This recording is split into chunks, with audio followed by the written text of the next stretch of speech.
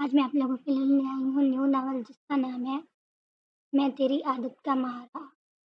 Right किया है दिया ज़हरा ने। चलिए आज का नॉवल स्टार्ट करते हैं। तुमने मेरे झुमके देखे हैं क्या? मिल नहीं रहे। आशा कमरे में दाखिल होते ही अपनी ही धुन में बोली थी। जब नजर सामने पड़ी तो पलटना ही भूल गई। मुंह खोले आईने देख रही थी कि तुमने किस ड्रेसिंग की है। आप तो झुमके बोले ऐसे इसके करीब जाते चंबे से इसे देखते बोले तो आंखों पर मुस्कारा लगाती आरज़ू ने फाइनल टच देते खुद को आईने में देखा। क्या हुआ? इतनी हसीन तो लग रही हूँ मैं। अंदर बोली तो आयशा ने इसे शक की नज़र से देखा था। ऐसा मत देखो कि अब मैं अपनी मर्जी से कपड़े भी नहीं पहन सकती।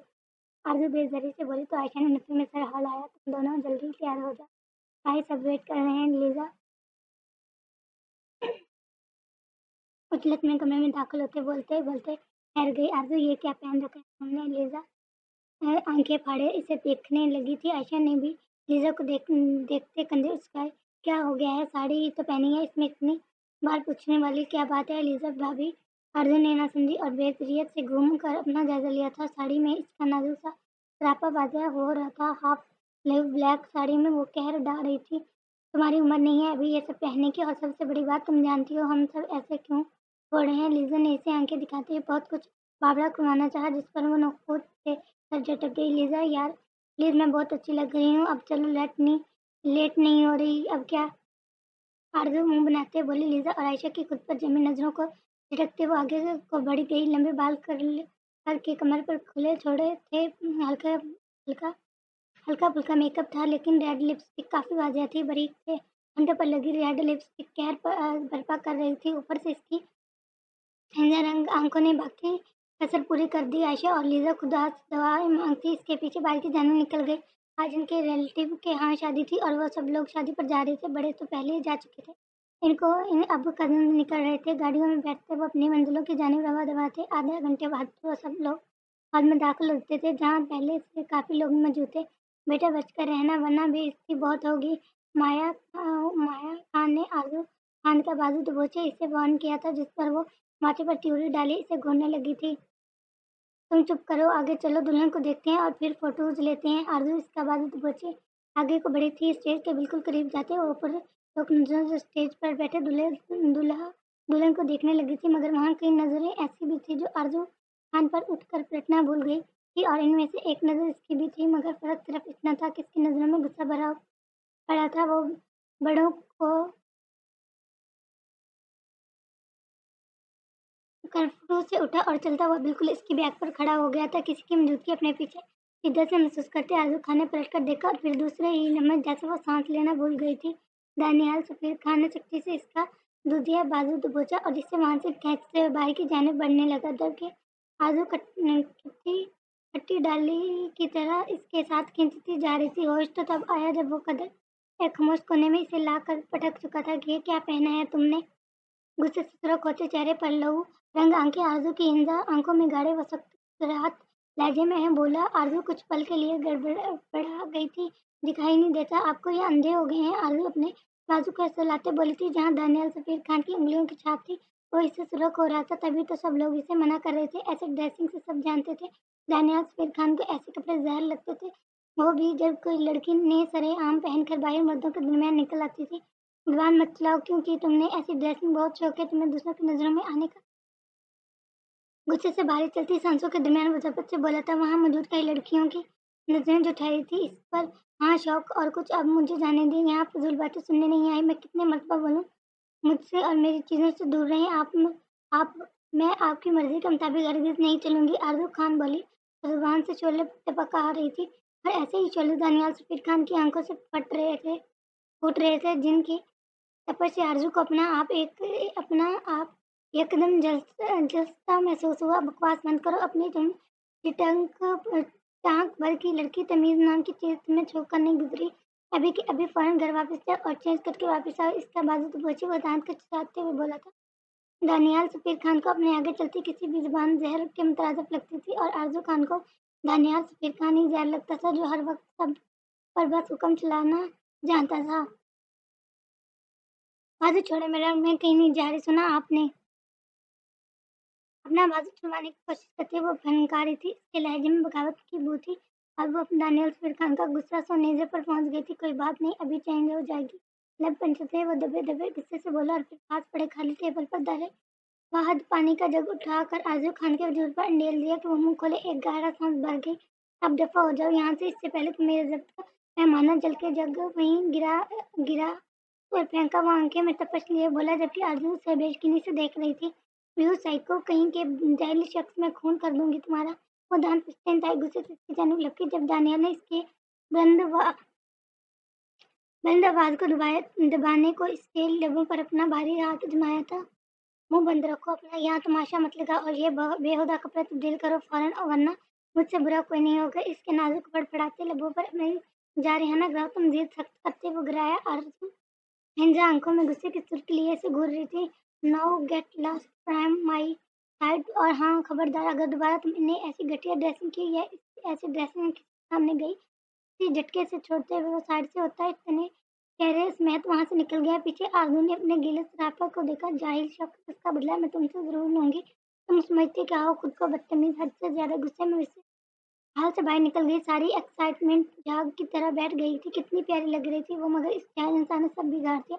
आशा, माया और लीजा ने इसे वहां से गुस्से से बाहर निकलते देखा तो लबों पर हाथ जमाकर मुस्कुराहट रुकी थी। क्यों कि दानियल फिर खान इन्हें ही देख रहा था। कहा भी था इसे, मगर नहीं मोहतरमा, हमेशा दानियल भाई के कह के उल्ट करेगी।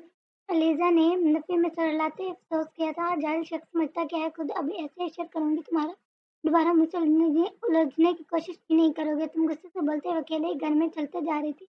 इसकी हील की टिक टिक खामोश घर में गूंज रही थी। वो सीढ़ियों चढ़ती थर्ड फ्लोर पर गई थी। बिल्कुल आखिर में बने एक छोटे से कमरे से एक छोटी सी बाल्टी और ब्रश उठाते हुए बाहर निकली और फिर थर्ड फ्लोर पर बने फर्स्ट रूम का दरवाजा खोलते हुए अंदर दाखिल हुई। बहुत होशियार बन रहे थे ना दानियाल सफीर खान, तुम भी पछताओगे किसी के साथ उलझे हो तुम। जान पिसते वो अपने आप से बड़बड़ाकर बोल रही थी। इसने पार्टी में ब्रश डाला और हल्का गुलाबी रंग का पेंट ब्रश को लगाया था, और आरजू ने ब्रश इसकी दीवार गेयर पोर्ट्रेट पर घुमा दिया, और फिर इसने दानियल के ब्लैक थीम रूम को हल्का गुलाबी रंग में जगह जगह से तब्दील कर दिया था, ताकि पेंट ब्रश पर ठोकर के जरिए गिरते। अब वो कमरे पर हाथ टिकाए अपने कारनामे को मुलाजा कर रही थी। तुमने तो मुझे पर पानी गिराया, मेरी फेवरेट साड़ी खराब की थी ना, अब देख लो अंजाम हाथ से ना। दीद गिरदा झाड़ते हुए खुश होती कमरे से बाहर निकली थी। जल्दी से बेडरूम में जाती वो फ्रेश हुई और कंफर्टेबल में घुसती मोबाइल लेकर बैठ गई, जहाँ माया जैसे मुख्तलिफ पोजेज में पिक्स भेज रही थी। वही इन पिक्स में से एक पिक में दानियाल फिर भी इनके साथ था, लेकिन इसके चेहरे पर वही रैली संजीदगी थी। आरजू का हल्क तक कड़वा हुआ था। इसने दानियाल की पिक पर क्रॉस का निशान लगाकर वापस माया को भेज दिया और मोबाइल साइड पर रखती हुई सोने को लेट गई, क्योंकि वो जो जो कर चुकी थी इसका अंजाम तो वो भुगतना था। लेकिन वो तो साफ मुकर जाएगी, बिल्कुल नहीं मानेगी। आरजू कहीं ना कहीं खौफ में भी मुब्तला थी, क्योंकि दानियाल सफीर खान गुस्से का बहुत तेज था। जब वो इंसल्ट करता था तो किसी का लिहाज नहीं करता था। तुमने मुझसे मेरा सब कुछ छीन लिया, अब वक्त आ चुका, मैं तुमसे तुम्हारा सब कुछ छीन लूंगा। वह दीवार पर लगी तस्वीर को देखता आंखों में शफाकत भरे बोल साथ ही एक सिसकी लबों से खारिज हुई थी। तुमने बहुत गलत किया, मेरे साथ 11 साल इंतजार किया है मैंने इस पल का तुम्हें बर्बाद करने का। फैज खान वो गुस्से से दीवार पर लगी तस्वीर को उठाए इस जमीन पर हर मील पर पटकते बोले, जिससे वो कृतियों में बिखर गई। बहुत अजीज है थी ना तुम्हें तुम्हारी बेटी, अब मैं इस बेटी को तुम तकलीफ दूंगा। फैज खान तुम बस देखते जाओ। वो शीशे की कुर्सियों के दरमियान से इस शख्स की तस्वीर बाहर निकालते सर्द बर्फीले लहजे में बोला। इस दरमियान इसकी उंगलियां जख्मी होती लौट आने लगी थी। इसका खून शीशे के टुकड़ों पर पड़ने लगा, लेकिन वो बेपरवाह बना इस तस्वीर को फोल्ड किए पैकेट से लेटर से निकाले, इसमें आग लगाते इसे टट्टी उसी आग की लपेटों को देखने लगी थी। इससे कहीं ज्यादा आग के सीने में भांबड़ की तरह जल रही थी, जिसे बुझाने का सिर्फ एक ही तरीका था, वो था इंतकाम।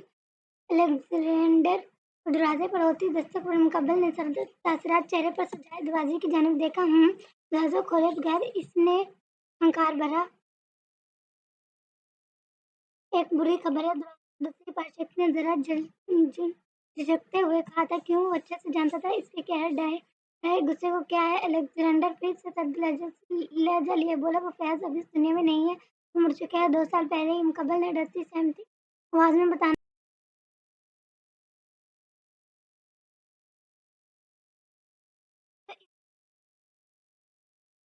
साथ चाहिए कर पाने से सफिया फैज खान की जान हलक में टिक जाए। अब वो भी कहा, अब वो छलक लबों में दबाए, इसका सिगरेट लबों में दबाए, इसका धुआं हवा में छोड़ते हुए बोला, इसके लहजे में छुपी ताकत को महसूस करते हुए दूसरी जानिब खड़ा आदमी ने अपना हलक तर किया।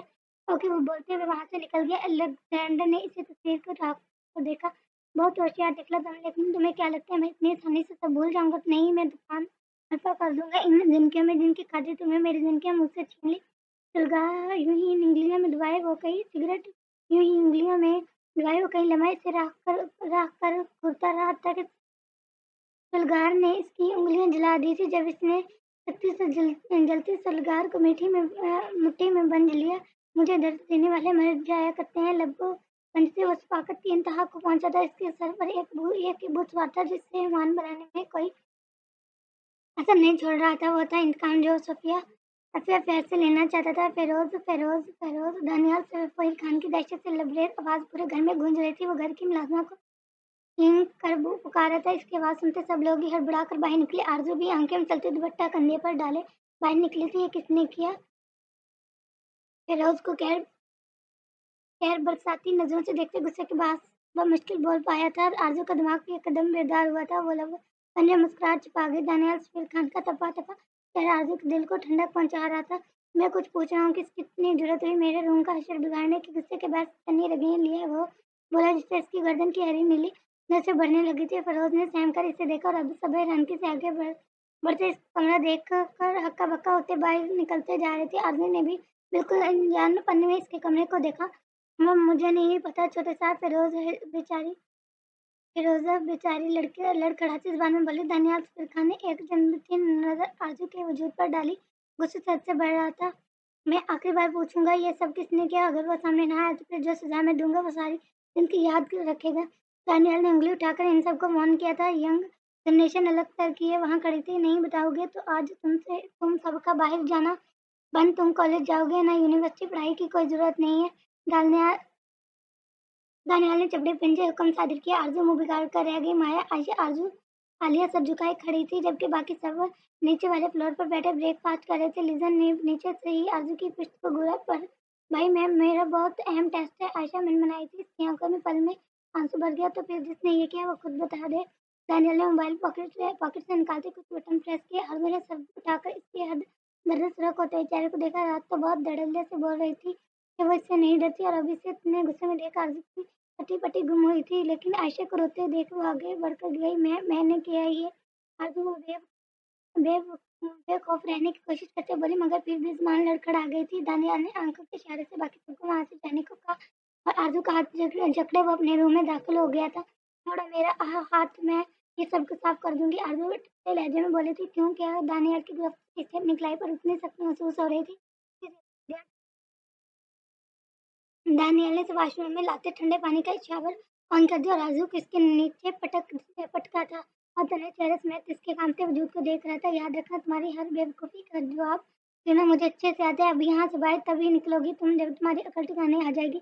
दानियाल ने शावर की स्पीड मजीद बढ़ा दी। जनवरी की सर्दी में ठंडे पानी के नीचे खड़े आरजू के 14 तबाक रोशन हुए थे। वो गहरे गहरे सांस भर रही थी। सर्दी ने पल पल में इसकी पकड़ तोड़ी थी। जब वो लापरवाह सा बना दीवार के साथ टेक लगाए बाजू सीने पर पलट के मोबाइल में अनजान देख रहा था। न जाने क्या देख रहा था। आरू गहरे सांसें भरते इस शख्स को देखने लगी। इसकी आंखों से आंसू गिरते पानी के साथ मिलते फर्श पर गिरने लगे थे। वजूद कपकपा उठा और होंठ एकदम ही नीले पड़ने लगे थे। सॉरी, वो लड़खड़ाकर बोली। दानियाल ने अब्रू झुकाकर इसे देखा। सॉरी टिकते लहजे में इसके नीले पड़ते लबों से मुश्किल लफ्ज अदा हुए थे। आरजू को इस वक्त वो शख्स पत्थर दिल लगा जो कितने पुरस्कुन अंदाज में खड़ा था। ये जानते हुए भी कि इतने सख्त पानी ने आरजू को दिमाग कर रख दिया था। दोबारा मुझसे उलझने से पहले सोचना जरूर। आरजू खान बार बार माफ कर देने का कायल नहीं है। अब वो दोबारा दफा हो जाओ यहाँ से। इसकी आंखों में अपनी सदा आंखें गाड़े वो लफ्ज को चबा कर अदा करते बोला। आरजू नम आंखों से वहां से निकली मगर कदम आगे बढ़ने से इनकारी थे। वो बुरी तरह कांप रही थी मगर मजाक थी कि वो शख्स इससे सहारा ही दे देता। वह भी इसके कमरे के वस्त में पहुंची थी जब दानिया ने सबकारा। आरजू खान ठहर गई लेकिन पलटी नहीं थी। अपना आप संभाल कर चलो लड़की, गुस्से से तने चेहरे से मत। इसने बेड से अपनी मर्दाना शाल उठाकर आरजू के ऊपर फैला दी। आरजू ने साख्त मगर गुस्से से लबरेज नजरों से इसे देखा। दफा हो जाओ अब। वो आरजू के सामने सट गया और आरजू लड़खड़ाते पद्मस मैं अपने रूम में पहुंची थी जहां अपनी माँ को देखते हुए भागकर इनके गले लगी थी। देखिए आपके जाहिल भतीजे ने क्या किया मम्मा। वो रुखसार बेगम के गले लिपटी रो रही थी। रुखसार बेगम ने उसे खुद से जुदा करते बेड पर बिठाया। वो गलती तुम्हारी भी थी ना, मना क्या किया था ना लीजा ने तुमसे, वो साड़ी मत पहनो, मगर तुमने नहीं मानी। जानती जानती तो हो दानियाल को ये सब पसंद नहीं, और ऊपर से तुमने इसके कमरे का क्या हाशिर कर दिया। रुखसार बेगम हमारे से इसके कपड़े निकालते साथ साथ बोले चार दिन लबे एक दूसरे में पिरोस्त किए। माँ के आज उसे कपड़े लिए। हाँ मैं भूल गई थी, वो आपका लाडला फरमा बरदार भतीजा। मैं भूल गई थी। वो बड़ा पटक करती वॉशरूम में घुस गई थी जब रुखसार बेगम ने पीछे नफी में सर हिलाया और वहां से बाहर निकल गई। वो लोग जो जॉइंट फैमिली में रहते थे और दानियाल सफीर खान सबसे बड़ा था, इसलिए वो सब पर एक ही खास रोब रखता था। मगर आजू हमेशा वही करती जो दानियाल सफीर खान को नापसंद हो, और जो दानियाल को नापसंद होता वो आरजू खान को जरूर पसंद होता था। कॉलेज आ रही हो क्या? फिक्र से बढ़ती आवाज पर आरजू खान ने बुरा सा मुंह बनाया था। हाँ आ रही हूँ। पता नहीं मुझे इतना पढ़ाकू क्या बनाना है इन्होंने। आरजू नन पिसते बालों में ब्रश करते बोली। एक तो सुबह सुबह ठंडे पानी से इसकी अच्छी खासी तवज्जो कर दी थी, और अब इसे यूं फील हो रहा था जैसे सब बुखार होने वाला है। अच्छा सुनना, दूसरी जन्म की बेस्ट फ्रेंड मरवा की आवाज गूंजी जिसमें चाशनी झलक रही थी। आरजू ने मोबाइल को शाकी नजर से घूरा, क्योंकि क्या क्या के मरवा मैडम से कभी इतनी इज्जत नहीं दी थी। सुनाओ जी बालों की पोनी टेल बनाए। आरजू ने ऐसे अब्रू चुकाए जैसे वो सामने हो। तुम अपने कजन के साथ आना प्लीज। दूसरी जाने मरवा लबनान तो तले दबा कर बोली। इसकी बात सुनते आरजू के सीन में पल में सुबह का सारा वाकया घूम गया। इसने दान पर से गुस्से जब्त किया तो इसकी ये वजह थी, डूब के मर जाओ तुम। मुझे लगा तुम मुझे मिस कर रही होगी, इतना ही शौक है तो ऐसा करो, इस फाइनल के बच्चे को किडनैप करवा लो। कसम से 1 रुपया भी ना देना। बेशक। आरजू तड़क कर बोली। मरवा की बात सुनते इसे चिढ़ मची थी, क्योंकि मरवा मैडम को दानियाल सफीर की शहजादे से कम नहीं लगता था। तो बेअक्ल और बदतमीज लड़की कितना हैंडसम है वो। जब एक नजर से जिकी से देखते तो दिल धड़का रहता है। कसम से मरवा असरत से बोली। इसकी बात पर आजू ने गंदा सा मुंह बनाया था। हाँ एक बार स्टाइल की पाबंदियां भी देख लो, फिर मैं देखती हूँ किस तरह तुम्हें हैंडसम लगता है। वो ऊपर से इसकी हार्ड से देखने के लिए किसकी टेबल पर चढ़ा देना पड़े। आरजू गले में पट्टी सट के ये बोल रही थी। इसकी बातों में सावधानी सफीर खान के लिए नापसंदीदगी थी, जिस पर मरवा माथा पीट कर रह गई। और तुम तो बता रही थी कि तुम्हारी बात पक्की हो गई है, मंगनी होने वाली है तुम्हारी, कुछ शर्म क्या कर लो तुम। आरजू ने मोबाइल उठाकर कान को लगाया और दूसरी जगह मरवा ने दांत तले लब दबाए। हाँ तो इसमें क्या है, मेरा क्रश है वो, और मैं हमें हमेशा रहेगा। मरवा ने आम से लहजे में कहा। जैसे सुनते आरजू ने गुस्से से फोन कान से उठाया, फोन को गोरा। अल्लाह करे इस क्रश की वजह से तुम क्रैश हो जाओ। आरजू ने नफरत से कहते फोन खट खट तक से बंद किया और अपने ऊपर शाल लपेटे ली। एक नजर बेड पर पड़ी दानियाल की शाल को देखा और आरजू का दिल किया कि इस शाल को आग लगा दे। वैसे भी अभी इस चीज का बदला बाकी था जो दानियाल इसके साथ सुबह कर चुका था।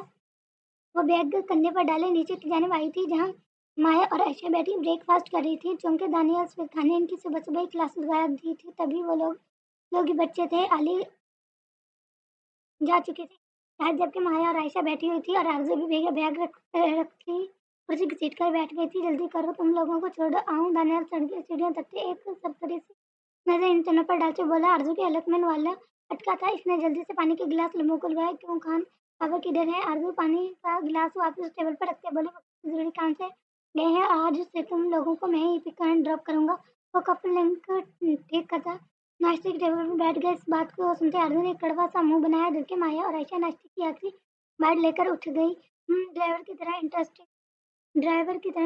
आजू खान बड़बड़ाई थी, क्योंकि अभी सुबह की सर्दी वो भूल ही नहीं पाई थी, लेकिन इसकी बड़बड़ाहट दानियाल के तेज कानों से बची नहीं रह सकी। इसने सख्त नजर से आजू को देखा। क्या है, आंखों से खा जाओगी क्या? कंधों से चुकाते वो भी मजीद 3 चरण वाले लेती उठ गई। किचन से निकलती नूर बेगम सफीर खान की वालदा ने आजू को घूरा। बड़ी माँ का काश आप ज्यादा कड़वी चीज ना खाती तो नतीजा आज ऐसा ना होता। आरजू बड़ी मोहब्बत से नूर बेगम के गले लगती, इनके कानों के करीब सरगोशी करते दांतों तले दबा गई, जिससे इसकी गाल पर गड़ा सा उभरा था।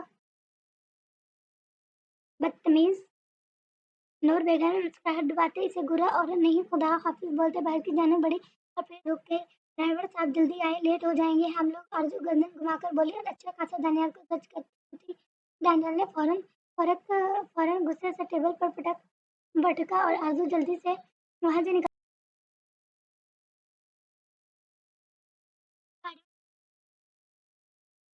यूनिवर्सिटी टॉप करना, लेकिन आरज़ू करना था, जिस यूनिवर्सिटी से 15 मिनट की दूरी पर था। और अब आरज़ू खान के वाक़ई पसीने छूटे थे, क्योंकि आयशा हुमायूं तो यूनिवर्सिटी के गेट के सामने उतर चुकी थी और अभिनंदन टालते हाथ बोलने लगी। महसूस थे आरज़ू के चेहरे पर अपनी सर नज़र घुमा कर बोला, मैं यहाँ ठीक हूँ, ना जाने कितनी सर्द थी वो नज़र कि आरज़ू का लहजा लड़खड़ा गया। उफ़ अल्लाह, वो हमेशा ही ऐसे हँस जाती है, इस पर बददिमाग शख्स के जंगल में तुम एक मदद दिखाई नहीं देता, आगे आकर बैठो, फिर ये काम भी मैं खुद करूँगा। तना चेहरे लिए वो चमड़ा पहन के बोला। आरज़ू हिम्मत रखती है, बैक सीट से नीचे उतरी और फ्रंट डोर कर खोल कर फ्रंट सीट पर बैठ गई थी। दानियाल ने एक संदिग्ध नज़र उसके वजूद पर डाली और फिर ज़रा आगे होकर झुका और आरज़ू की आंखें पहले ली थी। ये क्या करने लगी? इसे अपनी जानों झुकते देखकर वो लड़ खड़ा थी, जुबान से बमुश्किल लफ्ज़ आ पाई थी। दानियाल ने फुल बेदर्दी से उसे देखते इसके नाजुक वजूद को सीट बेल्ट में कैद किया था, बददिमाग लड़की। और वो मुँह में बड़बड़ाया, मगर इसके नज़दीक होने की वजह से आरज़ू इसकी बड़बड़ाहट सुन चुकी, जिसे सुनते जैसे बोलने लगी थी। जाहिल आरज़ू भी इसके अंदाज में बोली थी, जबकि दानिया ने इसे फिलहाल इग्नोर कर दिया। 15 मिनट बाद वो कॉलेज के गेट के सामने गाड़ी रोक चुका था। जब आरज़ू गाड़ी से नीचे उतरी, सुनो मैं लेने आऊँगा, अकेले कहीं मत जाना, मुँह उठाकर वो गहरी संजीदगी से बोला। तो आरज़ू ने तीखी नज़रों से इसे देखते इस बात में चढ़ लाया और फिर सामने देखकर जहाँ मरवा अभी भी गाड़ी से उतरी थी और बड़े इश्तियाक से दानियाल सफ़ीर को देख रही थी। आरज़ू ने लाते पलट कर देखा, जहाँ अभी से ही घूर रहा था, जहाँ इसे देखकर मैंने असफी खान के लबों पर एक साथी सी मुस्कुराहट रनमा हुई, फिर गायब हो गई। आरज़ू ने जिसे इसे देखा और फिर मरवा को साथ लिए आगे बढ़ गई, मगर जेल में अब भी इसकी जिताती मुस्कुराहट घूम रही थी, लेकिन वो सर झटक गई। वाह यार, यार दोस्त आरज़ू कर रहे थे बोली, जिस पर आरज़ू ने नर्वस पन से अपना हाथ दफा हो जाओ, तुम पता नहीं कौन सा भूत सवार हो रहा है। तो आरज़ू मुस्कुराए बोली थी, जबकि मरवा अब भी खुशी से चमकती आंखों से इसे देख रही थी। यार इतनी खुशकिस्मत हो तुम, रोज तुम्हें इसका दीदार करने को मिलता है, मरवा कुछ लगते लहजे में बोली, जिस पर अर्जुन ने आंखें छोटी करते इसे घूरा। दफा हो, वो भी तुम काला मुंह नीले पे है। आरज़ू पटकती गिलास में चली गई, जबकि इसके जुमले पर मरवा ने हाथ आगे करते अपने सफेद रंग वाले हाथों को देखा। आरज़ू सुनो तो, फिर वो भी इसके पीछे जाती, क्लासरूम में कहीं कहीं गुम हो गई तो क्या मिला तुम्हें? कासिम अलेक्जेंडर ने खाकी लिफाफे पर नजरें उठाए पूछा था। तो इस वक्त ब्लैक शर्ट पर वो ब्लैक ही पैंट मोटे से अपने वजूद को दिखाई धोती और सर पर हैट कुछ इस अंदाज से सेट थी कि वो ताज़ा हो रहे थे, जिन पर एक ताज़ा करने की कोशिश कर रही थी। वो अपनी फैमिली के साथ रहती थी, जॉइंट फैमिली इनकी, और इसकी एक बेटी भी है, शायद वो तुम्हारे से बोला। मगर कासम इसकी संजीदगी मैं चेस वाक़ियत को भरपूर तौर पर महसूस कर सकता था। हाँ, ये है डिटेल, और हाँ, अलेक्जेंडर दूधी ध्यान रखता है, और ये भी याद रखो, वो एक कमिश्नर की बेटी है। वो सिर्फ सफ़िया फैज़ खान की बेटी नहीं है, वो अब सफ़िया फैज़ खान और कमिश्नर जमशेद खान की बेटी है। तुम मौत की राह पर चलने से पहले सोच ज़रूर लेना। कासिम कुर्सी से टिकते हुए बोला, और फिर टकटका कर रुक गया। कासिम ने अब तक इसे नहीं देखा था, वो पिछले 5 साल से इसके साथ काम कर रहा था, लेकिन इसकी शक्ल तक से नावाकिफ था। 5 सालों में पहली बार एक सी मुस्कुराहट इसने अलेक्जेंडर के चेहरे पर देखी तो चौंक गया। अलेक्जेंडर ने वो खाकी लिफाफा खोला और इसमें से एक हंसी हुई वो तस्वीर बाहर निकाली और चलता हुआ रेवलिंग चेयर पर जा बैठा, और अब चेयर की पृष्ठ कासिम की तरफ थी। मुझे मौत पसंद आई, वो कहकर लगाकर हंसा था। वो वहशत से लबरेज कहता था। इसने बेसाख्ता ही टेबल पर धरी रेलवे उठाकर दीवार में 2 गोलियां पेस्ट कर दी। दोबारा मुझे डराने की कोशिश मत करना कासिम, वरना ये गोलियां मैं दीवार पर नहीं मारूंगा। सरदराज ने एक पल कासिम को गड़बड़ा कर रख दिया। वो अलग करने करते कुर्सी की पुष्ट को देखने लगा था और फिर वहां से बाहर निकल गया। माया जमशेद खान, इसने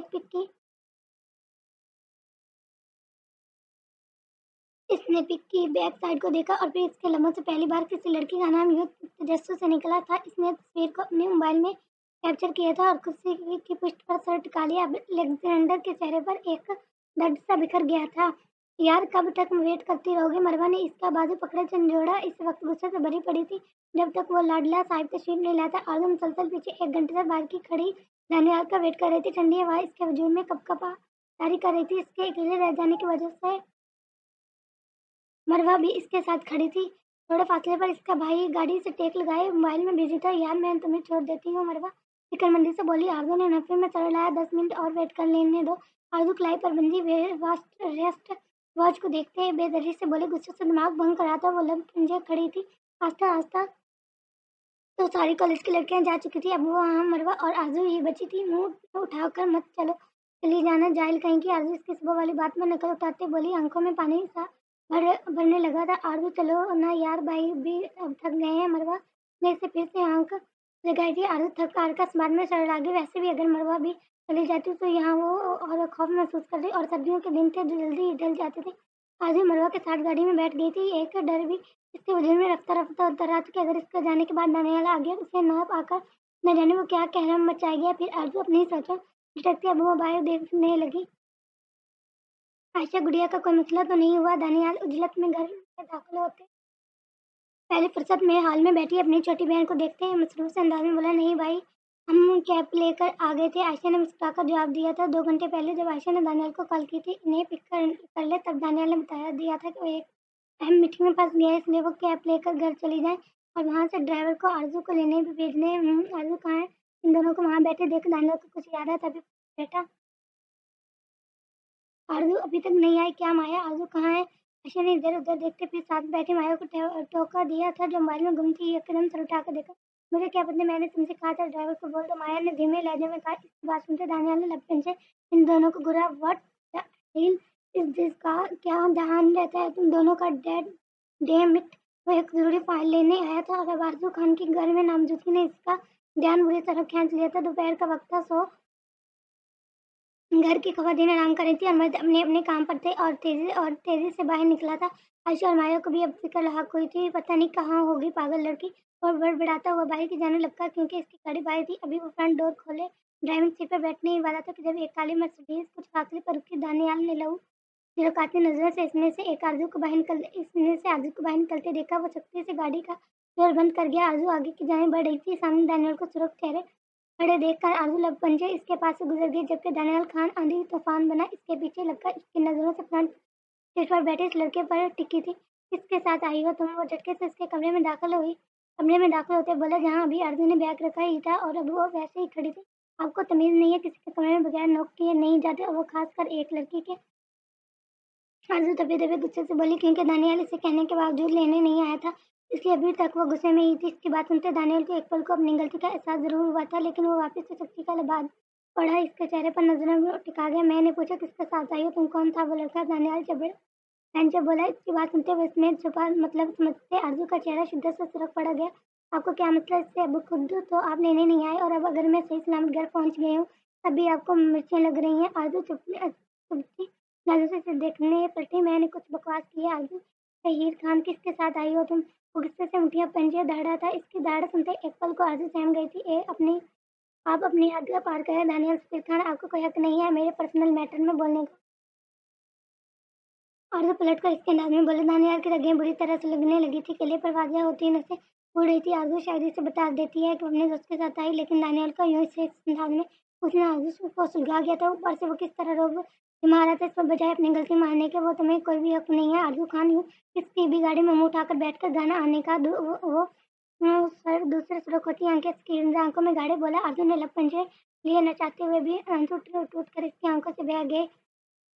शिट अप दानियाल, जस्ट आप। मैं आपकी हर बात से सुनती सहती आई हूँ, लेकिन खबरदार अगर आपने मेरे करैक्टर पर उंगली उठाई मैं हाथ काट दूंगी आपके। दानियाल समीर खान अपनी उंगलियां आंखें छुपाकर करवाए अपने, बल्कि नहीं अपने दिमाग का इलाज करवाए आप, जिसने सिर्फ फ्रंट सीट पर बैठे लड़के को देखा था, बैक सीट पर बैठी इसकी बहन को नहीं। आंखों में सिर की लिए हुए उंगली उठाकर बोली। इसके लहजे में एक तूफान की तो ज्ञानी थी। दानियाल मुठिया वजीर पंज गया। माथे पर 3 बल नमा हुए थे। गुस्से में इसने बैक सीट पर देखा ही नहीं था। चाहे तुम्हें मेरे इंतजार में कितना ही वक्त क्यों ना गुजारना पड़े, और दोबारा किसी की गाड़ी में बैठकर मत आना अब्दुल खान, वरना फिर मैं वो करूंगा जो तुम्हें हरगिज पसंद नहीं करोगी। वो वहशत ज़दा लहजे में बोला और वहां से निकल गया। गलती तो दानियाल सफीर खान की थी, मगर वो दानियाल सफीर खान ही कौन जो अपनी गलती मानकर माफी मांग ले। दूसरों के आगे झुकना इसे मगरूर सादे को कहाँ गवारा था। आया बड़ा, गाड़ी में मत बैठना, पता नहीं खुद को क्या समझता है जाहिल कहीं का। आरज़ू ने नम आंखें साकी और कपड़े लेती वाशरूम में घुस गई। एक तो वक्त खुद ही आया नहीं था पिक करने का, ऊपर से रोब कैसे झाड़ देता है। मैंने बहुत सोच समझ कर एक फैसला लिया, जैसे कि सब बड़ों को पता है इस बार मैं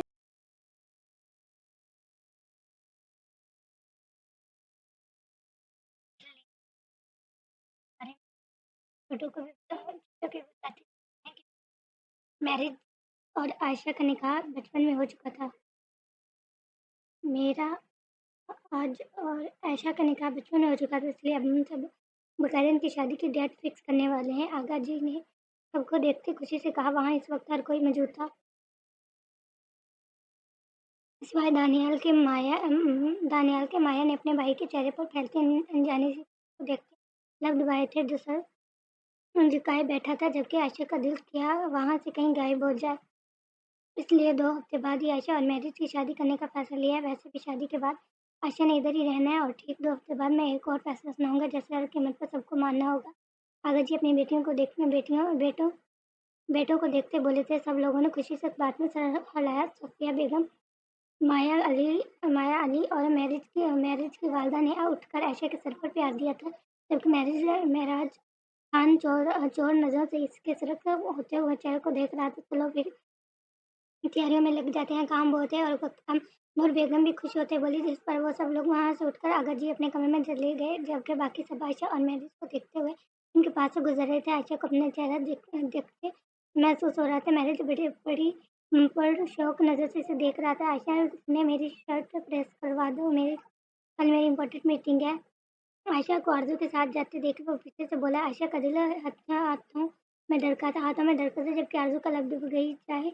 आयशा जी शर्ट प्रेस करें। आरज़ू लब दबाते वहाँ से बाहर निकल गई, जबकि आयशा घबराते हुए आगे बढ़ गई। कदम इसके कमरे की तरफ थे और मैरिज के कदम इसके कदमों की पैरवी कर रहे थे और हाथ पीछे बांधे इसके कदमों पर कदम रखते चल रहा था। तो शर्ट कहाँ है? कमरे में पहुँचते ही वो अपने पीछे खड़े मैरिज को बोली, इसकी बदली बदली नजरों से आयशा का दिल बुरी तरह धड़का था। अलमारी में ही होगी, वो लब दबाकर बोला, क्योंकि आयशा तब तक फोन में थी जब तक इनकी शादी का जिक्र नहीं हुआ था। लेकिन अब तो वो बार बार इसके सामने आने वाली थी। निकाल दे, मैं प्रेस कर देती हूँ। आयशा नजरें झुकाए बोली। इसकी बात सुनते वो भारी कदम उठाता इसके करीब आने लगा था। शायद आयशा नहीं अपने जाने पड़ते कदमों को देखकर कदर मजीद झुकाओगी। तुम तो ऐसे रिएक्ट करिए 10 मिनट में खाने लगाऊं। मैंने जरा झुकते इसके कानों के करीब सरगोशी करते बोला। पर हिद्दत तपश भरे न सांसों ने आयशा का कान झुलसाया था। इसने फौरन नजर उठाकर खुद करीब मेरे को देखा था। मखूर नजर से इसे ही देख रहा था। बचपन की चाहत थी और इसकी, और जब मैरिज खान को पता चला कि वो इसकी है, तो तब वो कितना खुश हुआ था। इन दोनों को पता था वो एक दूसरे के हम नवा है और ये एहसास खुशकुन था। शर्ट आयशा टकते लहजे में क्यों बोली, क्योंकि वो दरमियानी कदम का फख्र तय करता। एक बिल्कुल ही इसके करीब खड़ा हुआ था। वो तो मैंने पहन रखी है, आंखों में शायद शरारत भरे वो शहादत की उंगली थोड़ी पर टिकाए इसे ऊपर उठाते हुए बोला। आयशा के जिस्म में करंट सा दौड़ा था। तो आखिर वो वक्त आ ही गया। आयशा जब आप मुकम्मल तौर पर मेरी बन जाएंगी। इसकी तन पर मोहब्बत से लब रखते वो बोझल गंभीर आवाज में बोला था। आयशा से जाने लग मटक गया। आयशा के हथेलियों इतनी सर्दी में भी सीने से बिछ गई थी। बस 2 हफ्ते और आप मुकम्मल मेरी दस्तक रखने होंगी। चेहरे के करीब करते हुए कमाल आलूदा आवाज में बोलने की इसके हों तो आयशा के लबों से मिस होते इसकी धड़कनें मुझसे कर रहे थे। मम मैरिज वो घबरा कर इससे 2 कदम दूर हुई थी। वो आंखों में शौक का चेहरा भर के इसके चेहरे पर फैलते रंगों को देख रहा था। फिर एक दिलकश मुस्कुराहट मैरिज खान के लबों पर फैल गई। जब आप मेरी दस्तक में होंगी तो ये ग्रेव बर्दाश्त नहीं करूंगा मैं। वो अपने लबों पर दबाव देता बोला। आयशा ने सिर उठाकर इसे देखा, जहाँ दुल्हनों की आंचल इसकी आंखों में चमक रही थी। जाए अब के मैं शर्ट उतार दूँ प्रेस करने को, वो लब दबाकर बोला। चेहरे पर साफ शरारत आ जाती। आयशा फौरन वहाँ से निकली सी पीछे बस शादी से बालों में हाथ फेर गया, जबकि आयशा अपने कमरे में जाती मुंतशिर होती धड़कनों को संभालने लगी। इसकी आंखों में जो जज्बा छुपा था वो आयशा को अपने शहर में कैद कर रहा था और इसका दिल बगावत करता इस शहर में कैद होने लगा था। गुलाल अब भी चेहरे पर बिखरा हुआ था। अब जरा बताना पसंद करोगी गिलास पिंक करने की वजह? आयशा ने मरवा घूरते पूछा, जो कब से इससे बोल रही थी कि एक बात बतानी है। वो भी गिलास में मिस कर देती। यार बैठ तो जाओ, सांस तो ले लो। मरवा घास पर बैठने बोली। आरजू ने बेदर्दी से देखा। हाँ जी अब बता दो बाजी। यकीम इसके हवे हाथ जोड़ते अबू अजर होते हुए बोले, क्योंकि परसों बहुत ही अहम फैसला और आरजू खान तो वैसे भी पढ़ाई से बची थी। यार कल क्या है तुम्हें याद ही नहीं है क्या? मरवा ने इसकी आंखों में झुकते कुछ खर्च करना चाहिए, जिस पर आरजू ने सोचने वाले अंदाज में इसे देखते था। मरवा ने बरस मुंह बनाते से बुरा, बदतमीज तुम्हें वाकई याद नहीं? मरवा ने इसे हाथ में पकड़े किताब आरजू खान के कंधे पर मारते हुए दाहिर दी, जिस पर आरजू करा कर रह गई। हाँ जी कल तुमने कमर दुनिया में इसके आगे सर झुकाए वो हाथ जोड़ते बोली। इसकी बात पर मरवा ने एक्साइटेड सी मुस्कुराहट लंबा पर हंसते से देखा। हाँ जी, कल मैं बदौलत की बर्थडे है और मैं बहुत बदौलत की बर्थडे है और साथ में मेरी एंगेजमेंट भी है। मरवा शर्माते हुए बोली। आरजू जिम झट से इसके गले लगी थी, साथ ही धमाका भी रिसीव कर दिया। बदतमीज पहले नहीं बता कि आरजू नाक पर चढ़ाते हुए बोली। तो मरवा कंधे उठा के तुमने जरूर आना है, 8 बजे फंक्शन है। मरवा ने उंगली दिखाते कहा, जिस पर आरजू की ये सारी खुशी दानियाल शेर खान को याद करते झाड़ की माने बैठ गई। यार बाकी सबको तो किसी तरह मना लूंगी, लेकिन वो खड़ूस इंसान को हरगिज नहीं आने देगा।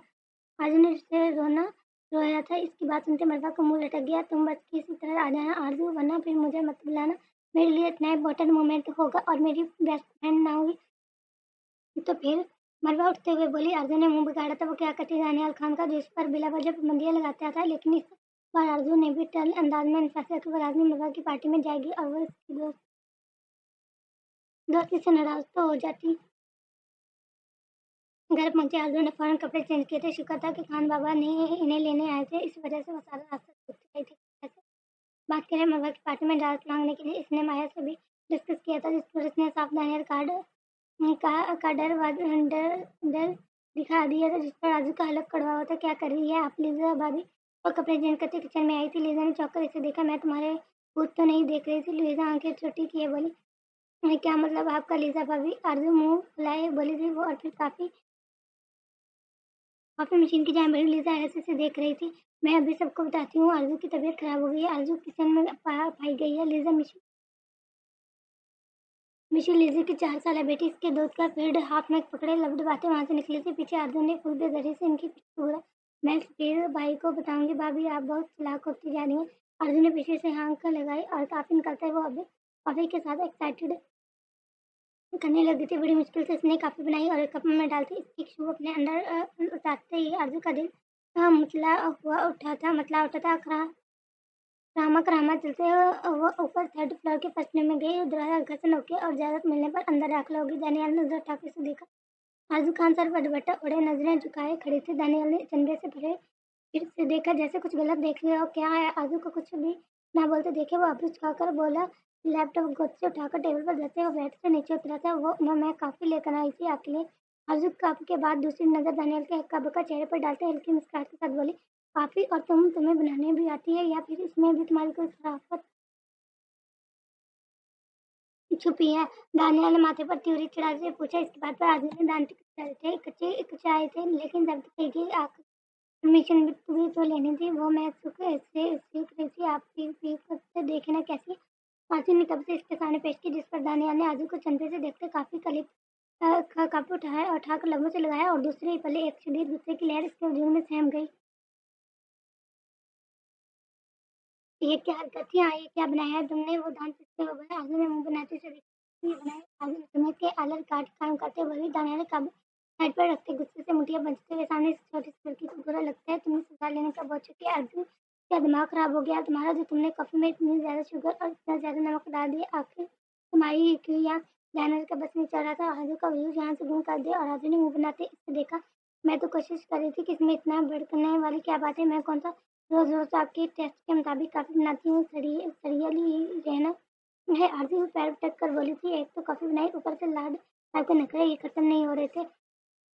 नहीं बनाई तो बनाना सीख लो। नाउ गेट लॉस्ट बददिमाग, बस जुबान जितनी मर्जी चलवा लो वो अच्छी भली आएगी। वो बेजरी से इसे देखते ही वापस लैपटॉप उठाकर बेड पर बैठ गया। पीछे आरजू खाना गिलसती हुई वहां से निकल गई, लेकिन इस दरमियान वो इसकी पहली बात पर गौर करना तो भूल गई थी। 5 मिनट ही गुजरे थे जब चाय टेबल से टेस्टलेस कॉफी उठाते वो अनजान में घूंट बनने लगा। लैपटॉप पर चलती उंगलियों की स्पीड तेज हो रही थी। इसे पता ही न चला जब वो सारी कॉफी खत्म कर गया, जिसके बेकार होने के खाने वो भी आरजू खान को सुना कर हटा। आप लोगों को पता है मामा, इसकी मंगनी भी साथ में, तो खूब एंजॉय करूंगी। आरजू सुबह से ही सभी लोगों के गिर्द घूमते इन्हें बता रही थी कि मरवा की मंगनी है और वो जाना चाहती है। इसकी बातें दानियाल के कानों तक भी पहुंच चुकी थी, लेकिन वो खामोश ही रहा था। लेकिन बल्कि लड़के सभी खुश थे। जब जिसे देखा अब आरजू को गुस्सा आने लगा था, लेकिन फिर भी वो चीखती ही रही कि बस किसी तरह इसे जाने की परमिशन मिल जाए। तभी बार बार कह रही थी उफ कितना मजा आएगा, मैं तो जाने के लिए बहुत एक्साइटेड हूँ। आरजू अपनी माँ को देखते बोली। जुनैद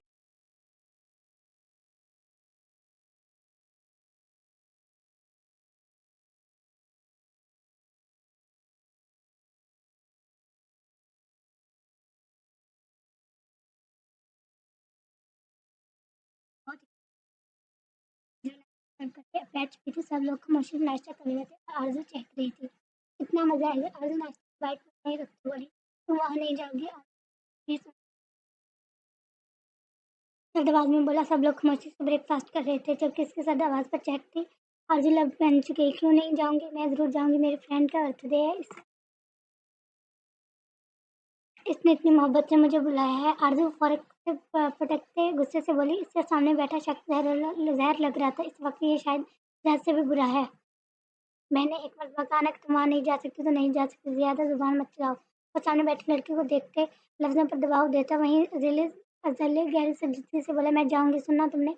क्या हर वक्त रोब झाड़ते रहते हो? मुझ पर कज़न और ज़्यादा फ्री होने की ज़रूरत नहीं है। फिर कसाते बढ़ते हुए ज़रा ऊँची आवाज़ में इसके लहू रंग ऊँची आँखों में अपनी हिंसा आँखें गाड़ी बोली, जिस पर मुकब्बल ने जबड़े भंज लिए। बकवास बनकर अपने समीर से बात कर माथे पर थोड़ी चढ़ाए। वही से 5 फीट 4 इंच की आफत की प्रिया को आंख दिखाई धाड़ कर आजू का दिल होले से लहजा क्यों तमीज से बात करूं? तुमने की है कभी तमीज से बात? हमेशा ये मत करो, वो मत करो, पहनो पहनो, यहाँ मत जाओ। लेकिन बस बस बहुत हो गया। मैं जाऊंगी। तुम्हारा ये रोब बाकी सफर चलता होगा, मुझ पर नहीं चलेगा। वो इसे उंगली दिखाते बोली। आगर जी ने गुस्से से इसकी चलती जुबान मुलाहजा की जबकि मुकब्बल के तन बतन में आग भड़की थी। वो तन फन करता इस तक जाता जाता इसकी कलाई गुस्से में दबोच गया। अभी पता चल जाएगा तुम वहाँ कैसे जाती हो। इसे घसीटते वसत लहजे लिए आगे को बढ़ा जबकि आरज़ू ने गुस्से से इसे अपनी कलाई छड़वानी चाहिए थी। छोड़ो मुझे जंगली किंग के। गुस्से से दांत पिसते वो बोल गई। इसकी गौहर अफसानियाँ सुनते दानियाल सफीर खान का गुस्सा सातवें आसमान पर पहुंचा था। इसने सत्ते से आरज़ू को इसके कमरे में पटका और दरवाज़ा बाहर से बंद कर दिया। खबरदार अगर किसी ने इसके बददिमाग लड़की को यहाँ से निकालने ताकि इंग्लिश दिखा तो इसने यंग नशीन की तरफ भाग नज़र से देखा। तुम हो गए बददिमाग, बल्कि तुम्हारे पास तो दिमाग ही नहीं है। बस हर एक पर हुक्म चलाना आता है तुम्हें, जाहिल शख्स। अंदर से आरज़ू की इसकी आवाज़ से सुनते चीखी थी जबकि बाहर से यंग डरनेशन के चेहरे पर दबी दबी हंसती थी, जैसे अगर आरज़ू देख लेती तो इन सबके मुस्कुराते चेहरों को आग ही लगा देती। रात के 7 बजे वो मुकम्मल तैयार थी। इसने आईने में अपना अक्स देखा। नेवी ब्लू कलर की मैक्सी में हल्के मेकअप के साथ वो आसमान से उतरी कोई परी ही लग रही थी। आंखों पर ग्लासेस के बजाय लेंसेज लगा लिए थे। उसने एक मरतबा फिर घूम कर अपना जायजा लहंगा जाहिल ना हो तो खान को सोचते आरज़ू ने एक कड़वा सा मुंह बनाया और अपने कमरे की खिड़की की जानिब गई जो लॉन में खिलती थी। एक जेम्स फ्लैट के साथ खिड़की खोलते वहां से बाहर निकली थी। आरज़ू आयशा लॉन में आते इसे देखते भागकर इसके पास जाते दबी दबी माल में अंदर की जानिब देखते बोली, आयशा मैं जल्दी वापस आ जाऊंगी, तुम सब संभाल लेना। Okay bye. आयशा के बगैर कोई सुने वो बाहर की जानिब चली गई जबकि आयशा पीछे माथे पीछे डरते हुए अंदर की जानिब गई थी। और फिर जब दानियाल खान ने आरज़ू का कमरा खटखटाया तो किसी ने कमरे नहीं खोला था। दानियाल अब पंचर मास्टर की से कमरा खोल चुका था, लेकिन बेड पर कंफर्ट और वजूद को देख इसके पिजाने के बिलों में कुछ कमी आई थी। लेकिन अगले ही पल वो तेज नजर से बेड पर लेटे वजूद को देखने लगा। आयशा आरज़ू कहाँ है? वो सदाबाद में गिर आयशा को अपना अलग शिकोटा महसूस होता, लेकिन वो यहीं लेट गई। आयशा मैं लास्ट वार्निंग दे रहा हूँ। आरज़ू कहाँ है? और फौरन उठो यहाँ से। दानियाल इस मरतबा रोक दो आवाज़ में बोला कि आयशा कंफर्ट जोन से सबसे सहमत थे। वह अपने भाई के गुस्से से तने चढ़े को देखते भाई बवाई वो आरज़ू चली गई। आयशा को झुकाई बोली। दानियाल ने आग बरसती नज़र से दीवार पर लगी आरज़ू की तस्वीर को घूरा और फिर आयशा को अपने रूम में जाने का बोला था। आयशा को नहीं पता था दानियाल को कैसे पता चला, जबकि दानियाल आयशा का जूता देख चुका था। लाओ दानियाल के वजूद में भड़क रहा था जिसके जन्म आप आरज़ू खान का वजूद था। रात के 10 बजे सभी कदमों से अपनी हाई हिल हाथों में पकड़े एक हाथ से मैक्सी उठाए अंदर दाखिल हुई थी। अस्तर से लबे दबाए वह हाल में दाखिल हुई जहाँ दाखिल होते ही इसके सांस के हलक हलक में टिक गई। वो आंखें फाड़े सामने वैन सेट सफ़र पर टांग चढ़ाए वर्धमान चक्षु देखे आंखें फैलाए वहीं रुक गई। बैकबोन में सराहट सी हुई थी। आरज़ू खान को लगा जैसे सामने बड़ी शान से मौत का फरिश्ता बैठा है जो लहू रंग आंखों से इसे घूर रहा था। गले में गिल्टी सी उभरी जब वो सोफे से उठते भारी कदम उठाने लगा था कि शायद एक खामोश हाल में इसके कदमों की हौलंक आवाज़ गूंजने लगी। वहाँ इन दोनों के सिवा कोई नहीं था, शायद बाकी सब फिर सामने खड़े जल्लाद ने ही अंदर भेज दिया था। वह सूंघ गलती खौफ से आंखें मिच गई जैसे जैसे वो इसके करीब आ रहा था। आरज़ू का दिल जैसे बंद हो रहा था। क्या बकवास की थी मैंने? कि बोला क्या बकवास की थी मैंने कि तुम वहाँ नहीं जाओगी? वो इतने शदीद गुस्से में दहाड़ा के अंदर बैठी आयशा और माया के रोंगाटे खड़े कर गया।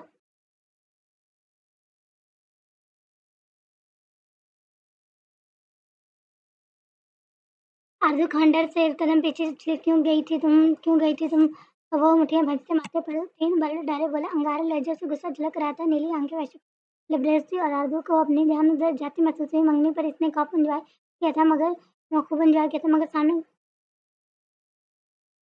खड़े शख्स ने इसका खून तक मंजमद कर दिया था। माँ, मेरी दोस्त की एंगेजमेंट थी, वो खून से बोली। वो खौफ से बोली। आजू को लगा जैसे वो बस इसे मारने ही वाला था। जुबान लड़खड़ा गई। तो अगर तुम वहाँ नहीं जाती तो क्या ये सब ताम झाम ना होता? इसका बाजू दबोचे वलू रंग आंखों से इसे देखते गिराया। आजू ने अपना बाजू पर इसके जा रहे हैं ना रास्ता बढ़ती महसूस की। आरजू खान लग पंजे गई नहीं। बगावत ने इसके अंदर सर उठाया, तभी वो नजर उठाए दानियल को देखने लगी। आप पोते कौन है? मुझे मना करने वाले मेरे भाई हैं, मेरे बाप हैं, या फिर आरज़ू हिम्मत करती ज़रा से गुस्से से बोली। दांस्ता इसने बात अधूरी छोड़ी। इसकी बात सुनते ही दानियल का गुस्सा तो नेज़े पर पहुंचा था। जुबान बंद रखो, अपनी ज़ुबान दिमाग लेगी। इसका बाजू रखते वो हाथ हवा में मलक कर गया। आरज़ू ने पहली आंखों से इसका हवा में थमा हाथ देखा था। मैं जाऊंगी, हर वो जगह जाऊंगी जिससे आपको मसला हो। सुना आपने? मैं आपकी हिम्मत कैसे हुई मुझ पर हाथ उठाने की कोशिश करने की? आरज़ू खान दानियाल खान के सीने पर हाथ मारते इसे पीछे की जानिब धक्का देती हँसी-हँसी अंदाज में चीखती। दानियल खान हमेशा इस पर पाबंदियाँ लगाती, लेकिन कभी ऐसी नौबत नहीं आई थी कि वो इस पर हाथ उठा दे। हद में रहो अब, नहीं वरना मुझसे बुरा कोई नहीं होगा। दानियल उँगली उठाते बोले। इस वक्त इसकी आंखों में शोले झलस रहे थे और आरज़ू की आंखों में तीखी लकीरें थी। आज से बुरा कोई है भी नहीं। क्यों मुँह उठाकर मेरे मामलात में पढ़ने की कोशिश करती हो? आरज़ू लपंचे बोली। दानियल ने जबड़े भैंचे इसकी लड़की की चलती जुबान को मुलाहाजा किया था। इसका कहाँ लेकर जा रहे हो? वो हाथ छोड़ो मेरा। दानियल सख्ती से इसका हाथ जकड़ाता नहीं दे रहे। मैं आरज़ू को वो कोई हैवान ही लग रहा था जो इसे अपने साथ खींच कर ले जा रहा था। मैं नहीं कहा। हाथ छोड़ो मेरा। आरज़ू उसके हाथ अपने हाथ रखते छुड़वाने की कोशिश करते बोली। इसे हद से ज़्यादा गुस्से में तने चेहरे से मत देखते। आरज़ू की बहक मन में सरसराहट रही थी। तुम्हारी जगह ये है। सुनो, तुमने जब यहाँ 2 रातें गुजार होगी फिर तुम्हारी अकल ठिकाने आएगी। जान जाने से हिलाकर एक कमरे में आरज़ू जोर से पटक कर वो ज़मीन पर जा गिरी थी। वो दहशतज़दा आवाज़ में पुकारा। बहुत शौक है ना तुम्हें घर से बाहर तनी इतनी रात को अकेले जाने का? अब यहाँ रहो अकेले।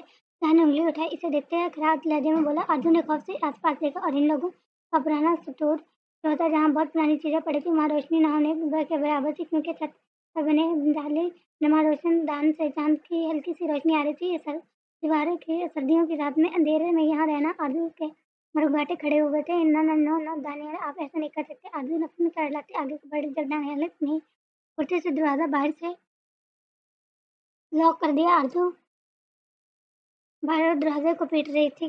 दानियल, सफीद खान, दरवाजा खोलो, मैं तुम्हारा खून कर दूंगी। तुम जाहिल इंसान, सुनाई नहीं दे रहा तुम्हें? तो आसमान पर चांद ना होने के बराबर था। चांद की बहुत ही मधुर रोशनी आ रही थी, जिस वजह से आरजू को वहाँ डर लगने लगा था। अगर आरजू खान जान जाती है वहाँ इसके अलावा कोई और भी था तो यकीनन वो ऐसे ही मर जाती। एक आंसू टूटकर इसकी आंखों से बाहर खड़ा शख्स पलटी से सिगरेट निकालते लबों को लगाए सुलगाने लगा था। इसका खून का वजूद इस खुद का वजूद भी इस सिगरेट के मारे से लग रहा था। किन पट्टियाँ सुलाते वो आरज़ू खान की चीखें चिल्लाने की आवाज़ें सुन रहा था। अब चौंका। दानियल उस फरखाने से यहाँ कैद किया था तो किसी में इतनी हिम्मत नहीं होती थी कि दानियल के अलावा से वहाँ से कोई बाहर निकाल लेता। बेटा दानियल, आरज़ू भी अभी बच्ची है, मैं समझा दूंगी। इससे रुखसार बेगम पर ब्रेकफास्ट करते दानियल को देखते बोली, जो लब पंजे फौरन टेबल पर रख गया। मुझे पता है छोटी मम्मी आप इसकी माँ है, आपको अफसोस होता होगा कि मैं आपकी बेटी के साथ क्या करता हूँ। बहुत सख्त रवैया है मेरा इसके साथ, लेकिन आप बेहतर जानती हैं ऐसे क्यों है। दानियल हम हाथ एक दूसरे से जड़े वाला बोला। रुखसार बेगम इसकी बात सुनते खामोशी हो गई, क्योंकि वह सही कह रहा था। बहुत तुम फिक्र ना करो, आरज़ू हमारी भी पोती है, लेकिन इसके लिए यही बेहतर है। आगा जी ने ब्रेकफास्ट गर्म करते उठते हुए कहा। रुखसार बेगम इस बाद में ज़रा लाए, इस वक्त वहाँ से इनों के अलावा कोई नहीं था। घटिया में मैं यूनिवर्सिटी जा रही हूँ। माया ने बाहर निकलते आंख लगाई। इन सबको आरज़ू खान की फिक्र थी, लेकिन किसी में इतनी हिम्मत नहीं थी कि वहाँ जाकर इसे बात करके कर ले, क्योंकि दानियाल शख्स ने मना किया था कि वहाँ था तो वह हुआ था कि आरज़ू खान के पास कोई नहीं जाएगा। खान बाबा चले। माया माया रेस्ट वॉच देखती गाड़ी में बैठ गई, जबकि आयशा तबीयत खराबी की वजह से नहीं जा पाई थी और आरज़ू मैडम कैब काट रही थी। अभी आधा रास्ता ही तय हुआ था कि जब इनकी गाड़ी के आगे और पीछे 2 गाड़ियों की खान बाबा ने अचानक ब्रेक पर हाथ रखते एक्सीडेंट होने से रोका था। माया प्रेशर से इधर-उधर देख रही थी। है कौन हो? अकल है क्या? खान बाबा खिड़की से चेहरा बाहर निकाले बोले। जब शॉर्ट बोट में लोग उतरे और खान बाबा को खतरे की घंटियां अपने कई बच्चे में सुलझी थी, इससे पहले वो तेजी से गाड़ी यहाँ से निकलने की कोशिश करते इन आदमियों ने फुर्ती से खान बाबा के करीब जाते इन पर गन की बैग से किया। इनके सर से खून उबल कर बाहर निकला और इन्होंने एक फायर खान बाबा की चीन गाड़ी में गुंजी थी। खान बाबा तकरीबन बेहोश होने वाले थे और माया तेजी से गाड़ी से बाहर निकली थी अपनी जान बचाने को। इसकी आंखों में खौफ की किरणें फैल गई। जलना जैसा माहौल हो गया था। इन आदमियों ने माया के रील घेरा बनाया और वो चारों तरफ देख रही थी। इसकी काली आंखों में इस वक्त हद से ज्यादा डर था, जिस्म होले से लहजा था।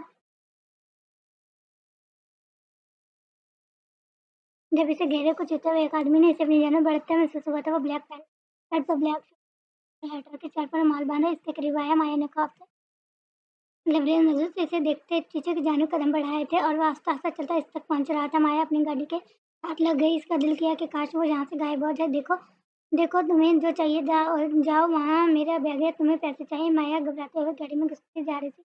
इतनी सर्दी में भी इसके पसीने छूट रहे थे। जब अलेक्जेंडर इसके बिल्कुल करीब आकर खड़ा हो गया था, इतना कि इनमें से बस 1 इंच का फासला रह गया था। माया ने जोर से आंखें मीची और इसके डर से आगे चेहरे को देख रहा था।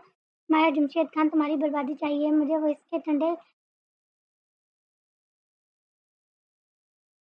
इसके ठंडे पड़ते गुलाबी लबों पर अंगूठा फेरते हुए बोला, तुम्हारे तो जुर्म में कंठ से डर गया। आज तक किसी नामाया ने इसे छुआ नहीं था और मुकब्बल ने आज तक किसी लड़की को लेकिन वसीयत देना चाहता था। माया जमशेद को तभी अपने खतरनाक इरादों से सिरगार किया था। मैं तुम्हारा हाथ तोड़ दूंगी, यू बस्टर। न जाने माया कान में कीमत कैसे आ गई थी। वो जोर से चिल्लाई और इसका हाथ झटका, जिस पर इसकी आंखों में उभरती चमक एक अहंकार वहशत में बदल गई। Interesting, I like it. Maya को देखते वह सद सपाट आवाज में बोला। माया को अपनी सांस रुकती महसूस हो रही थी। अपने आप को कमिश्नर को बता देना। अलेक्जेंडर आया था। इसने नींद बेहोश खान बाबू को शीशे की पावर देखते हुए कहा, जो उठने की कोशिश कर रहा था। इन्होंने डैशबोर्ड से गन उठाकर इस पर वार करना चाहा, लेकिन अलेक्जेंडर ने बहुत बेरहमी से इनके हाथ पर फायर किया कि माया शर्त रह गई। इसके चेहरे पर एक साया सा लहराया था। वो फौरन वहां से भागने को कदम बढ़ाने लगी। जब इतनी ही तेजी से अलेक्जेंडर ने इसका हाथ दबोचा और इसे झटके से अपनी जानिब खींचा था। माया लहरते इसकी जानिब खींचती चली गई। अलेक्जेंडर ने आंखों में वहशत लिए इसकी नस दबाई और माया जमशेद खान को अपने सामने मौजूद वो शख्स धुंधला की नजर होते हुए मालूम हुआ। और जल्दी ही इसके बाजू में झूल गई। अलेक्जेंडर ने इसे उठाते हुए गाड़ी में बिठाया और खुद भी बैठ गया। मेरा इंतकाम तुम पूरा करोगी माया खान, तुम्हारी बर्बादी ही मेरा इंतकाम होगा। तुम तड़पोगी तो सब तड़पेंगे। वो लफ्ज नहीं अंगारे उगर रहा था जिसके जद में माया खान के वजूद को दिला देना चाहता था। इसकी आंखें इस वक्त बर्बादी का एक अलग ही मंजर पेश कर रही थी। वो जवाब देगा, क्यों लाया गया है मुझे यहाँ? माया अब दरवाजा बजाते बोली थी। खौफ आंखों में फैलता अब जिस समय से राहत करने लगा था। माहिर वो शख्स सुलगा लबों में दबाए सरदर्द तसरार चेहरे पर सजाए बैठा था। तुम जानते नहीं हो मैं कौन हूँ? मेरे बाबा कमिश्नर है। मैं 2 मिनट में तुम्हें गायब करवा दूंगी। माया दरवाजा अपनी पूरी ताकत से बजाते बोली। वो पीछे आधे घंटे से दरवाजा पीट रही थी, मगर मजाक के बाहर से कोई भी आवाज सुनाई दे जाती। भैया क्या सुनाई नहीं दे रहा? बहरे हो गए हो क्या? माया जोर से दरवाजे को ठोकर मारते हुए बोली, फिर साइड पर जाते इस कमरे में रखे बेड पर बैठ गई। 10 मिनट गुजरे थे। दरवाजा खुलने के बाद में माया ने सर उठाकर सामने देखा। कौन हो तुम और यहाँ क्यों लाए हो मुझे? माया बैठते उठते बोली थी। वह बहुत हिम्मत से खड़ी थी क्योंकि अगर वो कमजोर पड़ती तो न जाने सामने वाला शख्स क्या करता इसके साथ। मैं कौन हूँ तुम्हें इससे मतलब नहीं होना चाहिए। मैं क्या करने वाला हूँ ये तुम्हें जरूर जानना चाहिए। माया ने देखा इसके चेहरे पर अब निकाह नहीं था, लेकिन इसके चेहरे पर अब भी हेड सी ड्रेस के आधे पर चेहरे को कवर कर रही थी। माया खान ने इसके साथ यहाँ देखे थे। मुझे तुमसे कोई मतलब नहीं, जाने दो मुझे। माया खौफी से बोली। आगे आगे को बढ़ी। जब मुकब्बल ने सख्ती से इसकी कलाई दबोची, इसे अपने रोक किया था। मेरी इजाजत के बगैर यहाँ से कोई भी नहीं जाता, समझी? तुम आइंदा इस लहजे में मुझसे बात मत करना, वरना और मैं ऐसी बुलाऊँ कि मुझे गायब करने के लिए तुम्हारी 7 नस्लें भी कम है। अपने आप बाप की धमकी दोबारा मुझे मत देना। वो इसकी कलाई पर गिरफ्त मजीद सख्त करते ठंडे ठहारे लहजे में बोला। माया का दिल दहल कर रह गया था। हाथ छोड़ो मेरा। माया इसकी गिरफ्त से अपना हाथ छुड़वाने को मचल रही थी। अभी से खौफ महसूस होने लगा था। सामने खड़ा शख्स है और बादी मुबारक। वो इसकी जाने झलकते माया की खौफ से और आंखों में दबता बोला, फिर गर्दन पीछे और ढका कहका लगाया गया। माया का रवा रवा कांप उठा। कैसे सुनकी इंसान था वो, देखो चाह बड़ा मुझे। माया अटकते लहजे में बोली, जबकि अलेक्जेंडर के लबों पर तंजिया मुस्कुराहट उभरी। अपने बाप का डरावा मत देना आइंदा। मुझे इसका हाथ छुड़वाते वो अपने हाथ अपने ब्लैक शर्ट के बटन तक ले जाता इन्हें खोलने लगा था। माया ने हैरत से फैलती आंखों से इसके बेबाकी से ऐसे कैसे अमल को देखा। ये क्या कर रहे हो तुम? माया के जिस्म में खौफ से सनसनी दौड़ गई। वो पीछे में बड़ा कदम बढ़ाने लगे, जबकि शर्ट उतारते वो दोनों चाल गया। तुम्हारी बर्बादी की बात तंजिया माया को बहुत बार करवा गया। इसकी लहरी में कहीं से भी मजाक की नमक न थी। माया की तीन पसीने से भीगने लगी था। तो तुम भी जो भी चाहते हो मैं ऐसा नहीं होने दूंगी। माया के लिए ख्याल ही सुहाना रूह था कि वो किसी नामहरम के साथ अकेले इस तरह कमरे में है, कुछ के सामने खड़ा। नामहरम के ख्यालात तुम रोकोगी मुझे? अलेक्जेंडर का लहजा मजाक उड़ाता था। माया पीछे जाने जाती अब बेड पर गिरने के अंदाज में बैठी। उसकी आंखों से नमकीन पानी बहने लगा था, टांगें शिथिल होने लगी।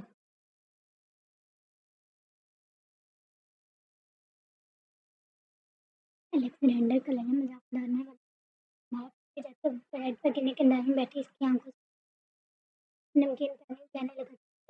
लगी थी, देखो हमारी दरमियान का कोई रिश्ता नहीं है, प्लीज जाने दो मुझे। कुछ देर पहले की सारी अकड़ हुई थी, अकड़ अकड़ हवा हुई थी।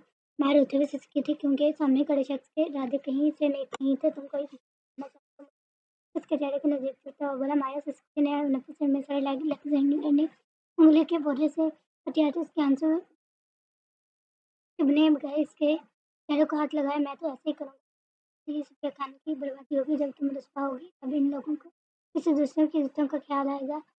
माया का चेहरा अब की बार सख्ती से दबोचा व सद आवाज में गिराया। इसकी शर्त के बाद नजर माया के सुर्ख से चढ़ते पड़ते न रही। माया नौकरी में सर लग उसे इस इंसान की उंगलियों अपने चेहरे में दिलचस्पी महसूस हुई थी। जबकि अलेक्जेंडर जब से माया चुपड़े पहन किया था, वो अब किसी लड़की के साथ ऐसी लज्जत भरी बातें की थी। यूं ही करीब आया था तभी सीने में आग भड़कने लगी। ऐसे मत मत करो मेरे साथ, मैं मर जाऊंगी। मुझे निकाह निकाह कर छोड़ो देना। ये सब करके मैं माया अटकते लहजे में बोली। मैं नहीं जानती तुम क्या बोल रही हो, लेकिन अब तो अपनी इज्जत बचाने को इसे यही बेहतर लगा था। इसे अपना दिमाग मारा महसूस हुआ।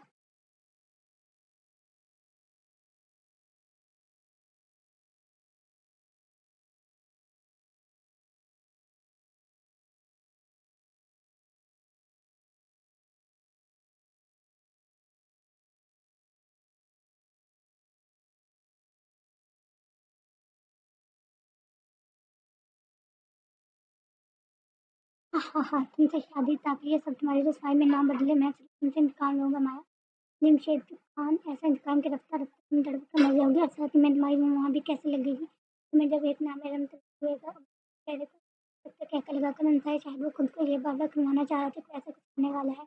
मैं नहीं, प्लीज ऐसा मत करो। वो रोते हुए पीछे की जानिब खिसकी थी, जबकि लेफ्टिनेंट ने अच्छे ज्यादा गुस्से में दांत कसे थे। इसके बाल झगड़े ऐसे तड़प रहा था कि मैं 11 साल पहले, लेकिन नहीं, उन्हें रहम नहीं आया मुझ पर। मैं क्यों तुम पर रहम करूं। वो आंखों से शुक्र था कि लड़की ने इसकी आंखों से वैसे नहीं देखी। अलेक्जेंडर की आंखों में नचाते हुए भी इनके पलों को याद करते नमी फैल गई और उसकी तरफ माया के बालों पर सख्त असर हो गई। जबकि अपने बालों पर बढ़ती इसकी तरफ छुड़वाने की कोशिश कर रही थी तो लम्बों से एक कराह निकली और फिर कई प्लीज मत करो। तुम्हें तुम्हारी माँ बहन का मेरी इज्जत मेरे लिए सब।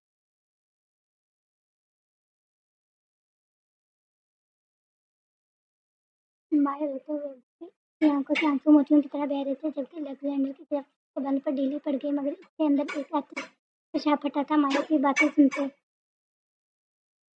माया जमशेद खान व माया का काफी शिद्दत से ज्यादा आवाज में चीखा और फिर इसने इस फुल ब्लैक थीम रूम को तबाह व बर्बाद कर दिया। हर चीज जमीन पर पटक कर डाली। माया का खानों पर हाथ रखकर खौफ से सामने लगी थी। दफा हो जाओ यहाँ से, इससे पहले कि मैं कुछ कर दूं। और याद रखना, मैं तुम्हारे साथ हूँ। जिससे छुटकारा तुम्हें तुम्हारी मौत में भी लगे। खबर है, अगर किसी को कुछ होता है और मुझसे बुरा कोई नहीं होगा। गेट लॉस्ट व शोले बाद नजर माया की तरफ से वजूद पर डाले बोला। सर पकड़े वाशरूम में बंद हो गया। पीछे माया भी मुश्किल होते सिस्टम वहां से उठी कदम में जैसे ही जान निकल गई थी। वो इस घर से बाहर निकले तो भाई खान बाबा खड़े थे। वो रोते हुए आगे बढ़ी थी। खाना बाबा, किसी को मत बताना जो कुछ भी हुआ। माया रोते हुए गाड़ी में बैठ गई। खान बाबा भी गाड़ी में बैठ गए। इनके हाथ और बाजू पर पट्टी थी। वो दूसरे हाथ से गाड़ी ड्राइव करने लगे। इनके चेहरे पर सख्ती थी। मुझे धमकी दी गई है बेटे को, वो मेरे खानदान को मार देंगे, लेकिन मुझे इनकी परवाह नहीं। खान बाबा सामने एक सड़क पर नजर घुमाए बोले।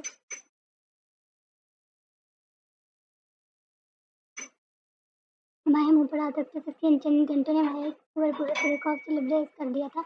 जैसे एक अंधेरी की नगरी में अकेली चली हो। ना ना नहीं, हम मत बताना, मार देगा। प्लीज आप वादा करें। माया इसकी टांगों आगे अब भी और बुरी तरह कांप रही थी। खान बाबा ने अफसोस और रियासत सर को धीरे से मुस्कुराते मुस्कुराते। वो सुबह ही निकली थी और अभी वो दोपहर का 1 बज रहा था। वो घर जा रही थी रोते हुए। इसकी आंखें और नाक फुर्र हो रहे थे और पूरा जिस्म कांप रहा था। इसके बाद में जो वहशत महसूस हुई थी। माया जमशेद खान के होश खोने लगे थे। इससे सुनकर गाड़ी घर के आगे रुकी तो वो अपना टूट कर शिकार होता है। वजूद संभालने गाड़ी से बाहर निकली। एक गहरा सांस भरा।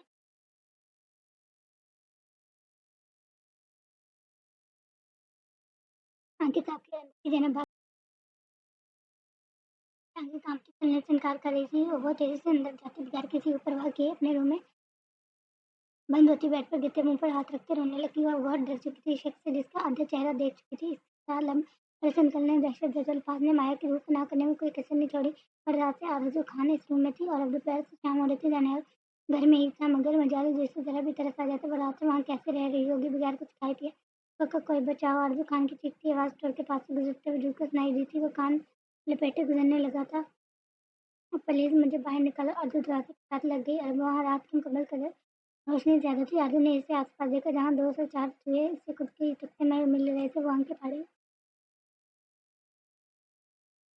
मैं देखने लगी जैसे घबराहट से महसूस होने लगी। वो बचपन से चूहों से डरती थी। इससे फ़ोबिया था इनका और अब तो आरज़ू को अपनी जान जाती महसूस हो रही थी। इन्हें यहाँ से वहाँ जाते देखे अब वहाँ साथ-साथ चूहों की तादाद बढ़ते जे 6 से 7 हो गए। बचाओ प्लीज़! खौफ के अंदर से आरज़ू की आँखें फैल गई और ज़ोर-ज़ोर दरवाज़ा पीटने लगी। बचाओ! बचाओ! आरज़ू चूहों को अपनी जान बढ़ता देखकर पहुँच चुकी थी। उसे लगा वो वापस मौत के करीब खड़ी है। इसे चूहे दानियाल खान से भी ज़्यादा खौफ में मुबतला कर रहे थे। दानियाल वो अपनी पूरी ताकत से चीखी। वो ज़मीन पर बैठी थी। जले हुए आंसू उसकी आँखों से बहते हुए ज़मीन पर गिरने लगे थे और उसे इसकी सांसें जैसे घुटने लगी थी। आरज़ू खान के आगे पल में दुनिया घूम गई। मम्मा प्लीज़! वो आवाज़ बुलंद में चीखी जिसकी आखिरी चीख थी जो इतनी बुलंद थी कि हाल में बैठे तमाम नफूस ने सुनी। और भाई की जगह भाई दानियाल ने छोड़ कर दरवाज़ा खोला तो वो सामने ज़मीन पर सोई पड़ी थी। उसके चेहरे पर खौफ था कि उसकी बुलंद चीख सुनकर चूहे तो मेरे कानों में चले गए थे। उस सर्वेक्षण ने एक चूहे को देखा। वो सारा मामला झट में समझ गई थी। आरज़ू वो आंखों में नमी लिए अपनी बेटी की जान बड़ी इनका दिल कट कर रह गया। ऐसी हालत देख कर नसर खान ने खुद हैरान परेशान हुआ था। वो भूल गया क्या कैसे गया था ये सच वो खफा। दानियाल रुखसार बेगम ने आंखों से पलट कर इसे देखा। वो लब बंद किया आगे बढ़ा और आरज़ू के नईम बेहोश वजूद को बाजू में फंसते वहाँ से बाहर निकले। इसके पीछे सब लोग जा रहे थे। उसने आरज़ू खान को इसके कमरे में चल ले जाकर बैग पर लेटाया और नींद बेहोश हुई उन्हें भी नफे में चढ़ ला रही थी। खौफ से चेहरा सफेद पड़ने लगा था। डॉक्टर को कॉल करो।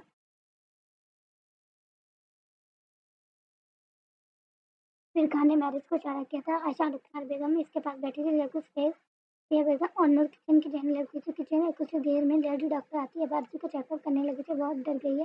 हाइजीन का बीबी भी बुरी तरह लो हुआ है। शदीद कसम का झटका लगा है। इन्हें आप प्लीज उनका ख्याल रखो वरना इनके हार्ट पर प्रेशर भी जहाँ बन सकता है जिससे खतरा हो सकता है। डॉक्टर कुछ जरूरी हिदायत देती है। मेडिसिन लिखकर रुखसार बेगम को भी मार से चली गई। वहाँ घर के तमाम अफराद थे। साई माया जमशेद साहब और शेर साहब के मम्मा। आरज़ू होश में आते ही चीखी और फिर मम्मा को करीब पाते वो इनसे लेट पट गई। दानियाल लग बेंच से खड़ा और बाकी सब डॉक्टर की बात सुनते और दानियाल को बुरी तरह घूर रहे थे।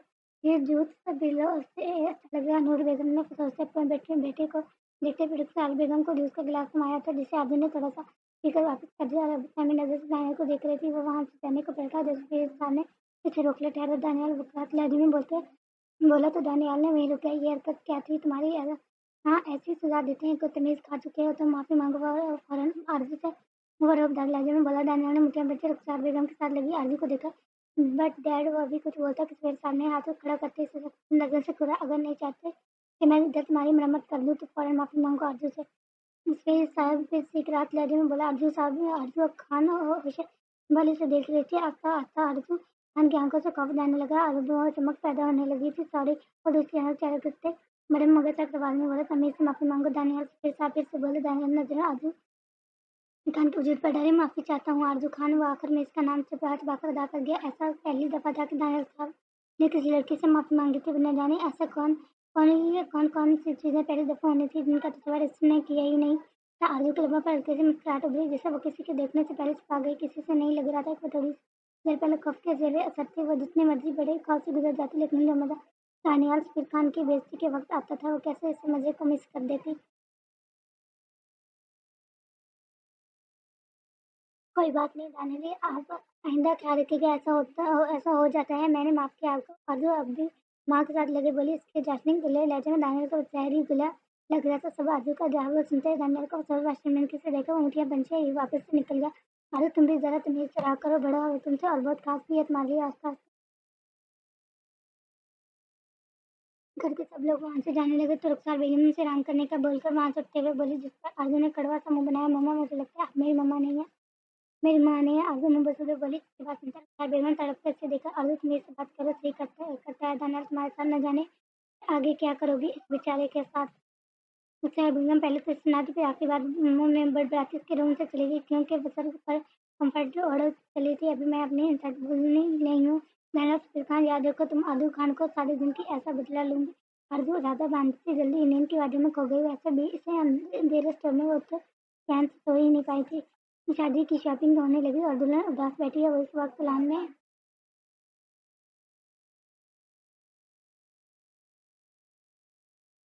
वैसे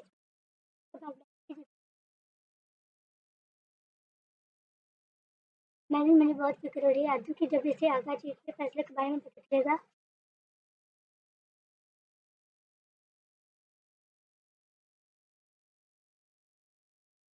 अनजाने नशे पे बोली रात के पहर तो तनाव वहाँ थे। मैंने मुस्कुराते एक नजर आयशा के चेहरे को कुछ देर वाइफ पैनल सर संभाल लेगा। मैं अपने उसे जानता हूँ, वो आरज़ू का बहुत ख्याल रखेगा। आयशा के कंधों से आगे आते बालों को पीछे करते हुए मुस्कुराकर बोला। आयशा को अपने गर्दन पर इसके सर्द सी उंगलियों का लंबा महसूस हुआ तो जिस्म में सनसनी सी दौड़ गई। हाँ हाँ, शायद आप ठीक कह रही हैं। आयशा और भी कुछ कहना चाहिए, लेकिन फिलहाल मैरिज की खुद पर जमी नजरों की वजह से वो बस इतना ही बोली। मैरिज में अपनी बातें देखा, वक्त के साथ सब ठीक हो जाएगा, आप फिक्र ना करें, आप मेरी फिक्र करें, क्योंकि ताई अम्मी और अम्मी ने मुझे आपको देखने से मना कर दिया है। मैरिज मुंह बनाए बोला। इसकी बात सुनती आयशा ने परसों रोज अंदाज अपनाया था।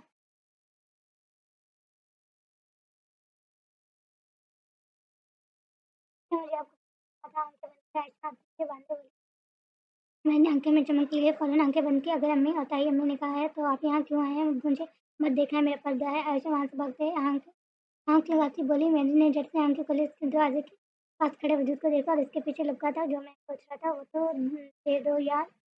मैंने चमकती आंखों से बोला। आयशा के चेहरे पर गुलाल बिखरा और उसे मुंह चढ़ाते हुए वहाँ से अंदर की जानिब भाग गई, जबकि मैं बस करीब कमरे में कहीं गुम होते हुए देखा। उस कोना अमेज़ा नज़र से इसके कमरे को देख रहा था, जहाँ आयशा ने अब एक नज़र से देखते शर्माते हुए दरवाज़ा बंद कर लिया। मुझे साड़ी से अपने कमरे की जाने ही बढ़ गया। ये तुम दानियल के कमरे से आ रही हो ना? लिज़ा ने इसे आंखें छोटी करते हुए पूछा, जिस पर आरज़ू ने फौरन हाथ पीछे ले जाते हाथ में पकड़ी चीज़ छुपाई। कब? वह सर को नफे में बुलाते पूछने वाले अंदाज में बोली, जिस पर लिज़ा ने उन्हें बुद्धि अभी मैंने देखा इसी तरफ से आ रहे थे। लिज़ा ने हाथ के इशारे से दानियल के कमरे की तरफ इशारा किया। उफ अल्लाह लिज़ा भाभी, वहाँ मैरिज का भी कमरा है, मैं वहाँ गई थी इन्हें देखने। आरज़ू मुँह बनाते बोली। तो लिज़ा ने इस बात में सर हिलाया, लेकिन इसे अब आरज़ू पर यकीन नहीं आया था। ऐसे क्यों देख रही हैं? अभी याद वहाँ मैं आयशा का पैगाम देने गई थी। अब वो सिगरेट है। रवायत रवायती भाभीियों की तरह पूछने मत लग जाना आरज़ू। बूझ कर जान छुड़वाने को बोली। इसकी बात सुनते लिज़ा ने इसे घूरा। क्या मतलब है तुम्हारा आरज़ू? बहुत ज़्यादा ज़ुबान चल रही है तुम्हारी। तो काफ़ी, मैं छोटी मम्मा को बताती हूँ। लिज़ा पाँव पटकती वहाँ से चली गई। पीछे आरज़ू ने हाथों के इशारे से जाने का इशारा किया। हम तो अब नींद शुरू हो गया है। हाय, मैं बहुत बेचैन हूँ। बस एक बात, तुम अपने कमरे में चले जाओ। आरज़ू लबड़बाए बोली। उसके चेहरे पर चमक से भरपूर मुस्कुराहट थी। वो सीढ़ियों तक नीचे जाकर हॉल में टिक गई थी। मम्मा मम्मा, मुझे कोई डिस्टर्ब ना करे। दानियाल अपने घर में दाखिल होते नूर बेगम को सरसरी से देखता गोया वो आरज़ू के चेहरे पर गहरी मुस्कुराहट उभर गई। से यकीन न हो रहा था कितनी जल्दी इसकी ख्वाहिश पूरी हो गई थी। दानियाल रूम में जाते अलमारी से अपने कपड़े का निकालने का ख्वाहिश हुआ था कि आईने के सामने खड़ा होते इसने खुद पर परफ्यूम छिड़का और बेड की जाने बढ़ा गया। लेकिन अचानक ही इसके साथ वो वजह उसकी तो इसने कभी नहीं की थी। मम्मा, वो तकते लहजे में बोला, क्योंकि छिंकों का तूफान था जो उस पर हावी हुआ था। वो माथे पर 3 बल सजाए कमरे से बाहर निकला। बोला, वो भी छिंक ही रहा था। अर्जू का दिल कर रहा था कहका लगाकर इसकी हालत में हंसे। क्या हुआ? दानियाल की तरफ पड़ती नाक और आंखों से बहते पानी को देखता नूर बेगम फिक्रमंद से बोले, पापा अच्छी फिरोज वो छींक इसकी आंखों से रुक बढ़ने लगी। लेकिन फिरोज पल में वहां से हाजिर हुई। मैं अच्छी किसने मेरे अच्छे कपड़ों पर लेकर अरग छिड़का? वो नाजुक और चेहरे पर हाथ रखते खींचते हुए बोला। इसकी हालत बहुत खराब हो रही थी। वो सीढ़ियां तकती लहजे ने आरजू को घुरा। अच्छी किसने किया? क्या है? वो दहाड़ा, लेकिन ये चिंकिया थी कि रुकने का नाम ही नहीं ले रही थी। वो आरजू फोन से बैठी इसकी आंखों से निकलता पानी देखकर मुस्कुराहट दबा रही थी। दानिया ने गुस्से से फिरोज को देखा। मुझे नहीं पता, छोटे सा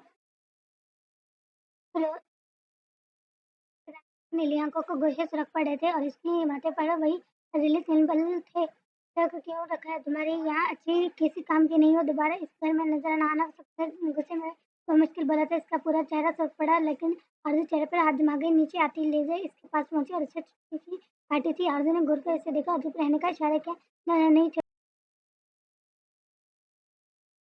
साहब, ऐसा ना करें, मेरी मजबूरी है। मेरे घर में बहुत मसाइल है। मैंने तो अच्छे से धो कर आपके कपड़े रखे थे। मुझे नहीं पता ये कैसे हो गया। जोरों शोर से चीखते दानियल को देखते हुए नम आंखों से बोली। दानियल हाथ खड़ा करते दरवाजे की जानिब किया और फिर उसकी आंखों से पानी ही बह गया। नूर बेगम ने अफसोस से देखा और आजू खान को लगा जैसे इसके मजाक की जद में कोई बेकसूर आ गया हो। वो अपने मजे के लिए किसी मजबूरी का फायदा नहीं उठाना चाहती थी।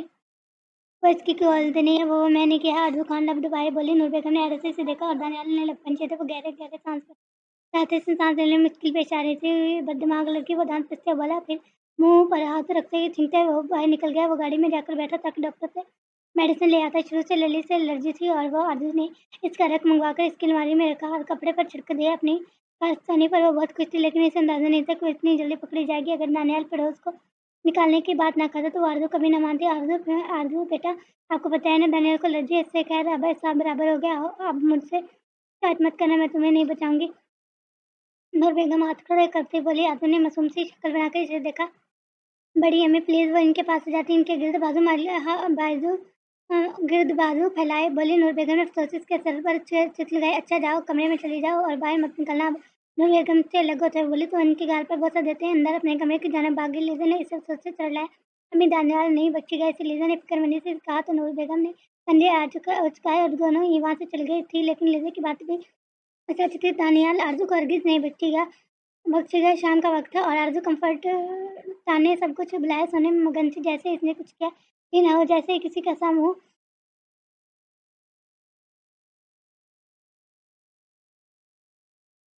मुंह करना ही भी। आरजू खान को नींद बहुत प्यारी थी। बकौल इसके नींद ही गया था।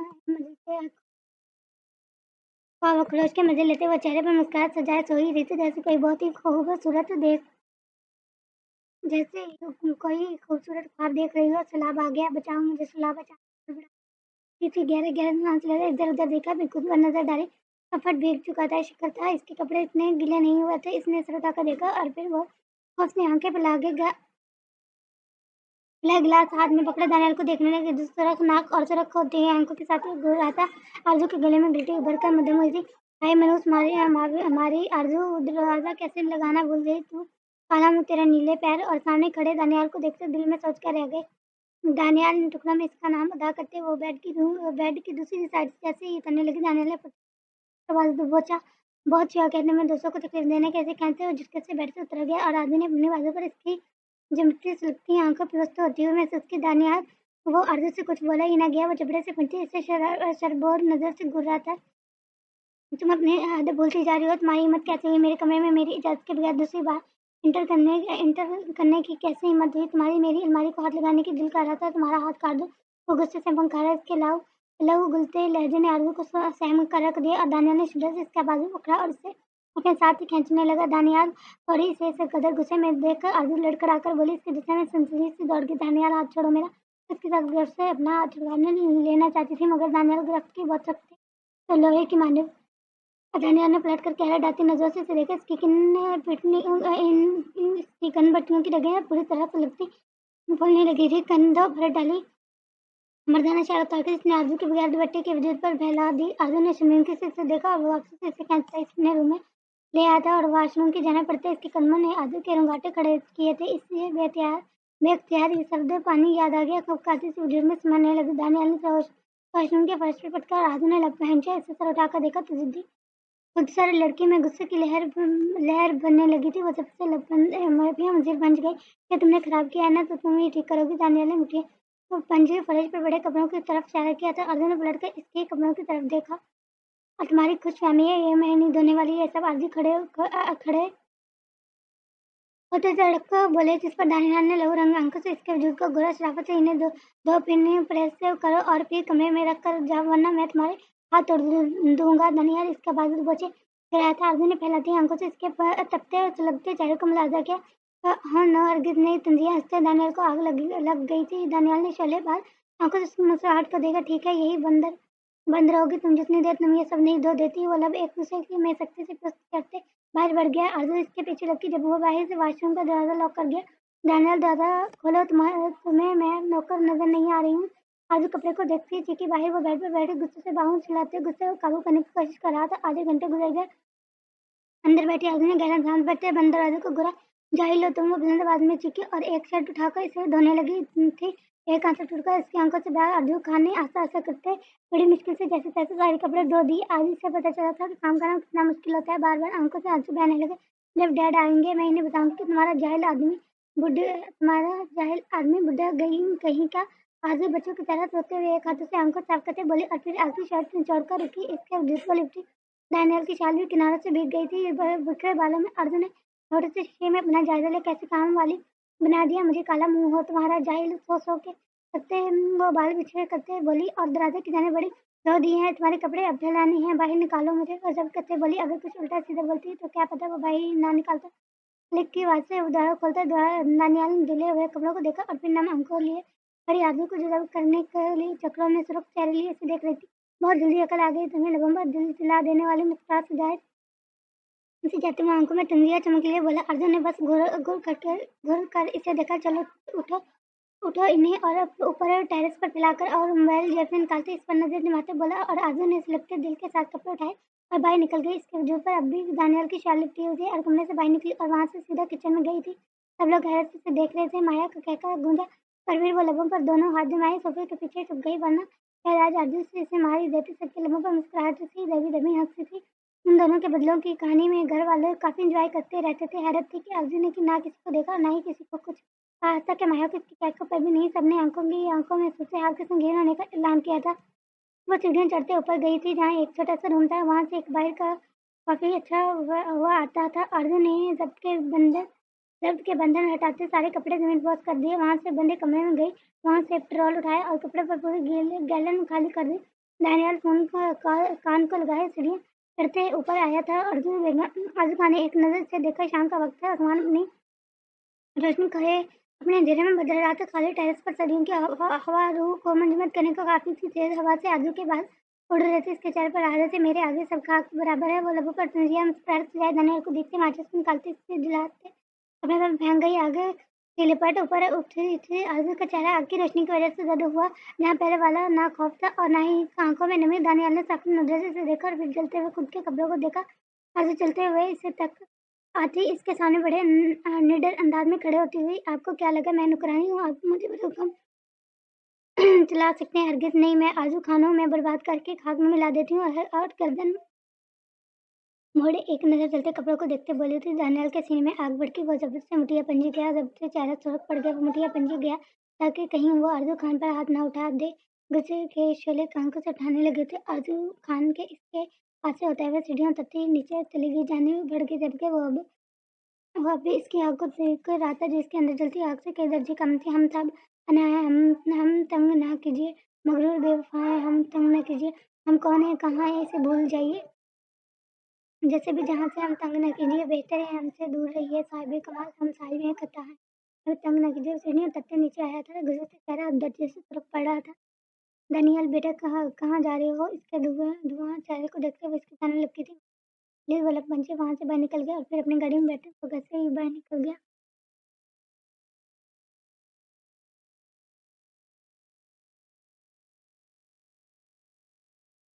वो घर से बाहर निकल गया था। अभी नूर बेगम ने अफसोस से सर नफे में हिलाए। अभी ये हाल है बाद में न जाने क्या होगा। नूर बेगम अफसोस से सर हिलाती बोली। बड़ी अम्मी बाद में धमाके ही होंगे। अगली सबब की बाइट लेते बोला तो नूर बेगम ने इसे घूरा। वो कंधे उचकाकर गया तो थोड़ी देर पहले आरजू भी ऐसे ही नीचे आई थी और अपने कमरे में चली गई। अब दानियाल बाहर चला गया था। लीजा उठी और ऊपर टेरेस पर गई और फिर 5 मिनट बाद नीचे आई। आरजू ने दानियाल के सारे कपड़े जला दिए। लीजा खुद हैरत से बोली। लीजा के जाने के बाद सर बेगम वहाँ ही थी। इसकी बात सुनते ही उन्होंने माथा पीटा था। या खुदा कब अकल आएगी इस लड़की को। वो सर पर हाथ मारते अफसोस से बोली थी जबकि माया हंसते हुए अपने रूम में चली गई। अली भी वहां से चला गया जबकि रुखसार बेगम और नूर बेगम किचन में चली गई। सफिया बेगम की तबीयत कुछ नासाज थी। वो सो और आराम कर रही थी। वो तीनों खाना बनाने लगी थी। साथ में दानियाल और आरजू को डिस्कस कर रही थी। खाना घर की खवातीन ही बनाती थी जबकि फिरोज को बाकी काम के लिए रखा हुआ था। आरजू तैयार होते बाहर निकली थी। यूनिफॉर्म में मुलव्वस वो काफी प्यारी लग रही थी। वो डाइनिंग टेबल पर बैठे ब्रेकफास्ट शुरू कर चुकी थी। इसने सामने नजरें उठाकर देखा। वो जिसकी चेहरे से ब्रेकफास्ट कर रहा था। इसके जिस्म पर ब्लैक शर्ट के साथ ब्लू पैंट थी जो बिल्कुल नहीं लग रही थी। वो आरजू ने दिल जलाती मुस्कुराहट लबों पर खींची। खुद पर किसी की नजरें महसूस करते दानियाल ने नजरें उठाई। सामने ही वो मुंह में ब्रेड का पीस रखते से इस ताज़िया मुस्कुराहट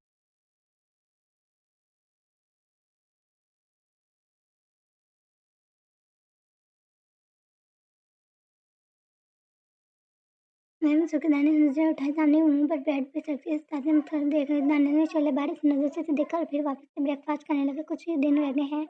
तैयारियां कहाँ तक पहुंची हैं? आगा जी नाश्ता करते हुए बोले। साफिया बेगम ने मुस्कुराकर इन्हें देखा। मगर जी बस सब कुछ ही तकरीबन मुकम्मल है, बस लड़कियों की अपनी शॉपिंग रह गई है। मैं सोच रही हूँ 3-4 दिन में वो भी कर आएँ तो बेहतर है। साफिया बेगम खुश दिली से बोली थी तो अगर जी ने इस बात में सर हिलाया।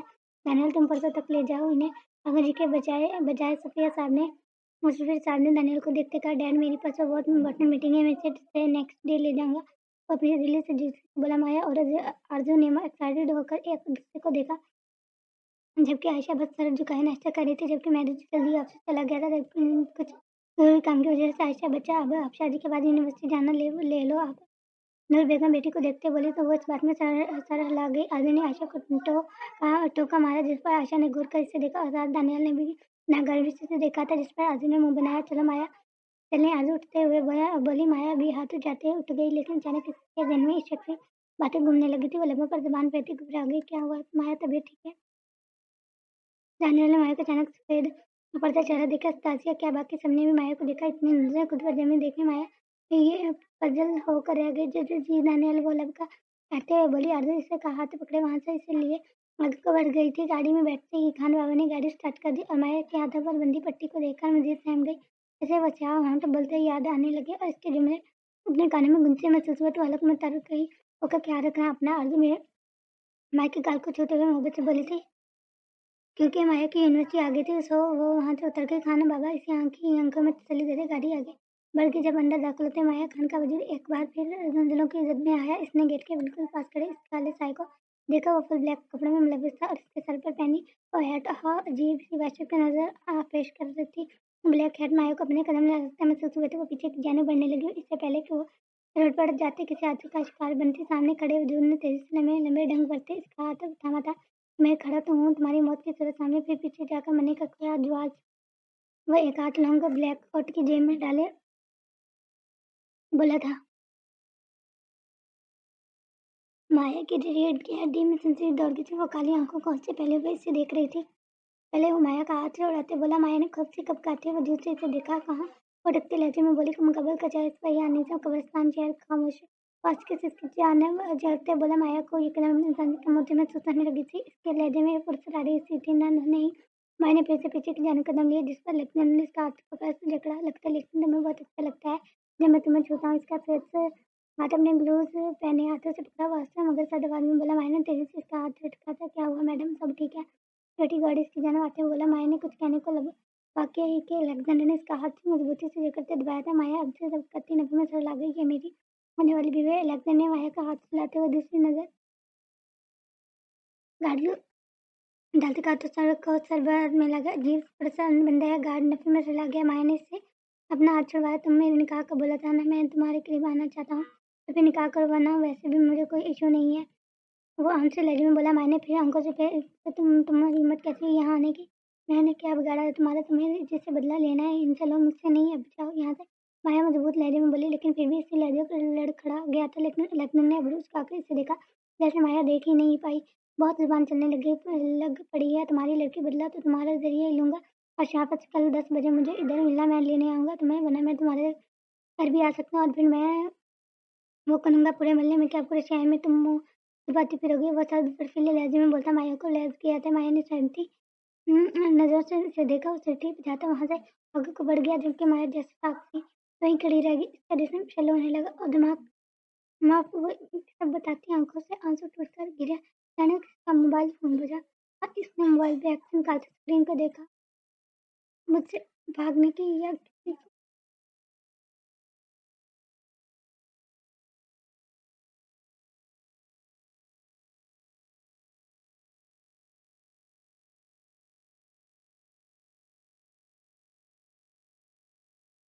तुम्हारे घर के एक फर्द की जान तक मैं लूँगा। वैसे भी मुझे तो इफ्तार पसंद नहीं है। उम्मीद है तुम मेरी पसंद का ख्याल रखोगी। दिल दहला देने वाला मैसेज था। माया ने इसे बेसाफ दिल पर हाथ रखते हुए कई लम्हे स्क्रीन को घूरती रही थी। इसका सांस खड़ने लगा था। खान बाबू को कॉल किया ताकि वो घर जा सके, क्योंकि इतनी शदीद खौफ में यूनिवर्सिटी तो अभी नहीं जा सकते। थोड़ी देर में खान बाबू वापस आए तो चुपचाप गाड़ी में बैठ के डेस्क के साथ टेक लगाए हुए वजूद का लम्हों पर आज दूसरे बारे में मुस्कुराहट उभरी और आंखों में शफाकत भरी लहर।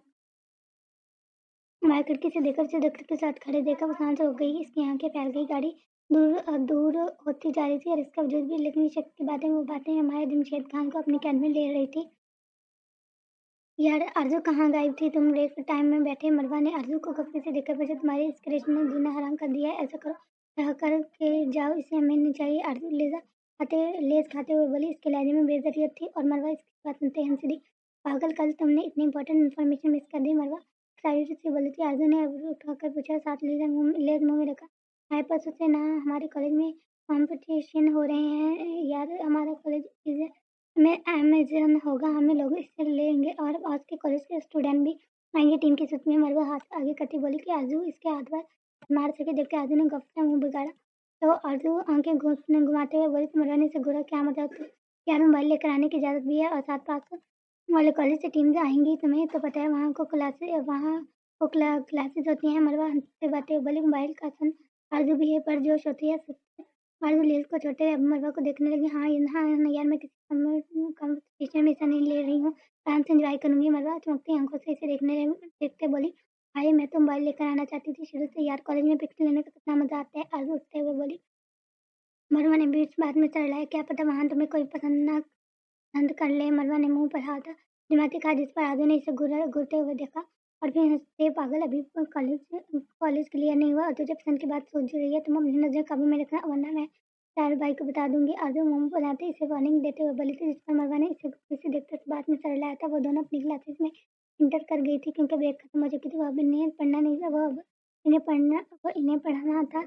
और छुट्टी के वक्त तक आरज़ू का मुंह भूल गया है। वो मरवा मरवा इसे देखने हंस रही थी, लेकिन इसे कुछ भी टेंशन नहीं थी क्योंकि मैंने उठाकर 2 चैप्टर फिजिक्स के दे दिए थे और आरज़ू को अपनी सारी खुशी करने में नजर आई, जबकि टेस्ट किसी बुरी तरह बला की तरह इसके सर पर सवार खान बाबा के आने पर वो गाड़ी में बैठी और 2 मिनट बाद ही मरवा की गाड़ी भी आ गई और दोनों ही एक दूसरे को हाथ हिलाते फिर ऑफिस बोलती घर की तरफ रवाना हुई थी।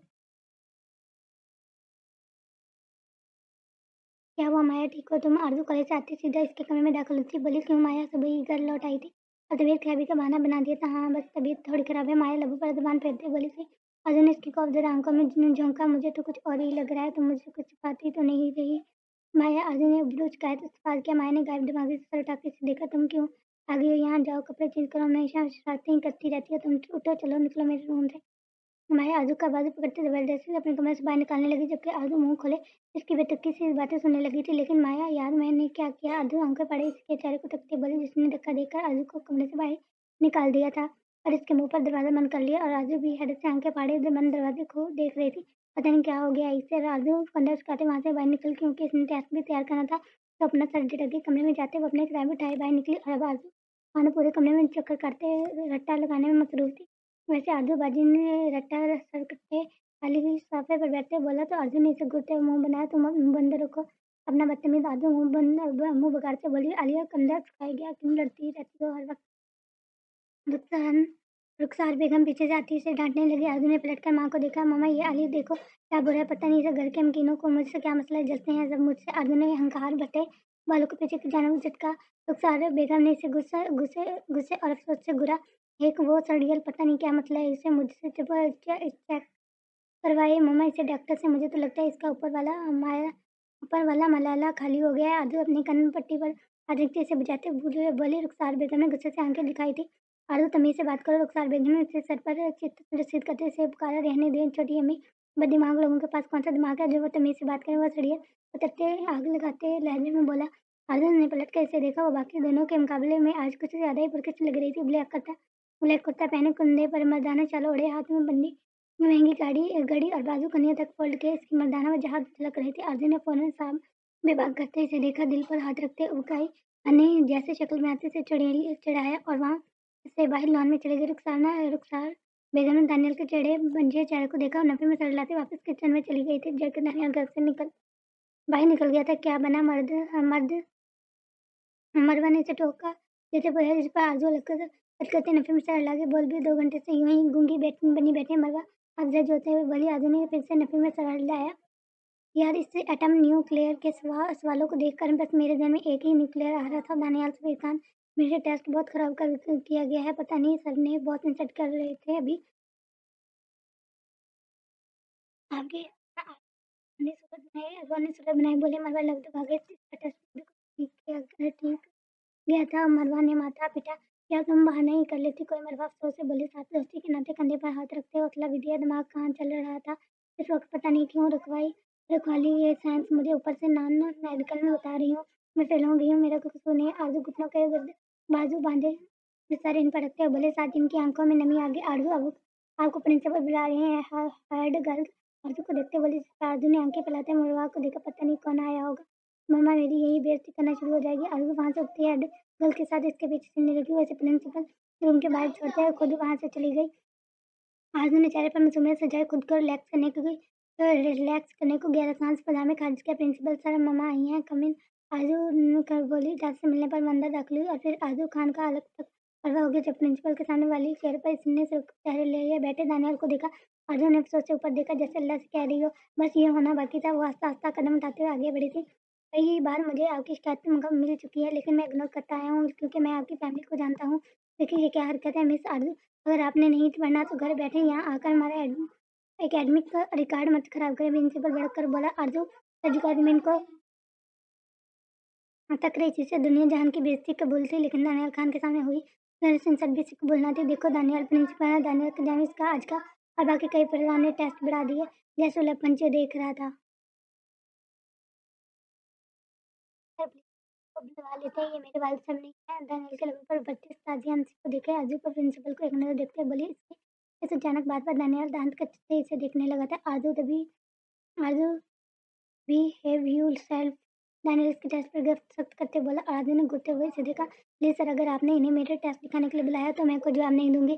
आरजू बमुश्किल नाम आंखों में आंसू कैद करते हुए बोली। दानियल सफीर खान की ताजिया मुस्कुराहट अब भी इसके दिल जला रही थी और आरजू की बातें सुनते दानियल का खून खोलने लगा। वो सख्ती से टेस्ट टेबल पर रखता आगे बढ़ा और आरजू की वह दुबोच गया। प्रिंसिपल हैरत से इन्हें देख रहा था। एक्सीलेंट साहब मैं आपसे बाद में मिलता हूँ। दानियल में मुश्किल मुस्कुरा पाया था और वरना जो इज्जत अफजाई आरजू दानियल के यहाँ कर चुके थे, इस सिचुएशन में तो दानियल बस आरजू खान को यही काट देने का इरादा रखता था। और इसका बाद दुबोचा बाहर निकला। क्लासेस होने की वजह से वहाँ स्टूडेंट ना होने के बराबर थे। ऑफिस रूम के साथ भी नहीं, वेटिंग रूम में बुलाते। इसने आरजू को पटका। तुम्हें तमीज़ है आरजू खान? ये मैं ये समझा तुम एक छोटी बच्ची हो बस जिसे बस अपनी ही करनी होती है। और हर वक्त तुम जानती हो तुम क्या बोल रही थी। वहाँ गुस्से से मुठियाँ भिंजे है शोले टपकाती नजर से आरजू को देखते बोला। जरा नम आंखों से देख रही थी। तो किसने कहा था यहाँ आने को? मैंने कहा था मैं अमत आया करे। वहाँ जहाँ मैं उठी हूँ वहाँ क्यों हंस रहे थे यहाँ पर? गुस्से से बोलते हुए बोली आरजू की आंखों से आंसू फिसल कर इसके चेहरे पर गिरने लगे थे। वो बार-बार पलकें झपकाने लगी। दानियाल ने लगभग सख्ती से एक दूसरे में पूछती है दफ़ा हो जाओ यहाँ से। दो और लबपंचे सो करते बोली। दानियाल आंखें अपनी मीठे गुस्से काबू करने की कोशिश करने लगा था। इसने कहा था तुम्हें साइंस रखने को? हाँ जब पढ़ाई नहीं जाता तुमसे, दानियाल सख्ती से बोला। और अर्जुन ने इसके चेहरे की जाने देखा। भैया कह रही थी साइंस आसान है, मुझे क्या पता था मुझसे नहीं पढ़ा जाता, मुझे नहीं पढ़ना। और रोते हुए बोली। इसकी गहरी आंखों में अजीब सा तिलस्म था। तीखी नाक राजू सर को नफरत फैलाते बोले। दानियाल जहरीला मुस्कुरा गया। यही पहली बात है जब वो दानियाल सलीम खान को आजू खान की वजह से मुस्कुरा पाया था। पढ़ना तो तुम्हें पड़ेगा आजू खान, अपना ये दिमाग पढ़ाई में लगाओ तो ज़्यादा बेहतर। हर वक्त चार्जर को और जबान दराजी में लगाती हो। इसके माथे के वस्त्र में अपनी उंगलियां रखता बोला। राजू ने चौंकर इसे देखा। वहाँ के पहाड़ी इसे देख रही थी। दानियाल ने अपनी उंगलियां हटाई और इस बाई जाने निकल गया। अर्जुन ने इसके पीठ को घूरा। तुम क्लास में जाओ, मैं प्रिंसिपल से बात कर लेता हूँ। पलट कर इसे देखकर बोला। आरजू इससे मतलब खामोशी से वहाँ से निकल गई और क्लास की जाने बढ़ गई। चलते दानियाल प्रिंसिपल के ऑफिस की तरफ।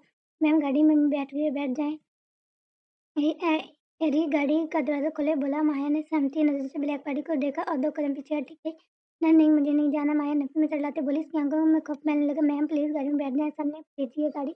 एरी सर झुकाकर एक मरतबा फिर से बोला। माया ने नफी में चलाया और आगे की जान बढ़ गई।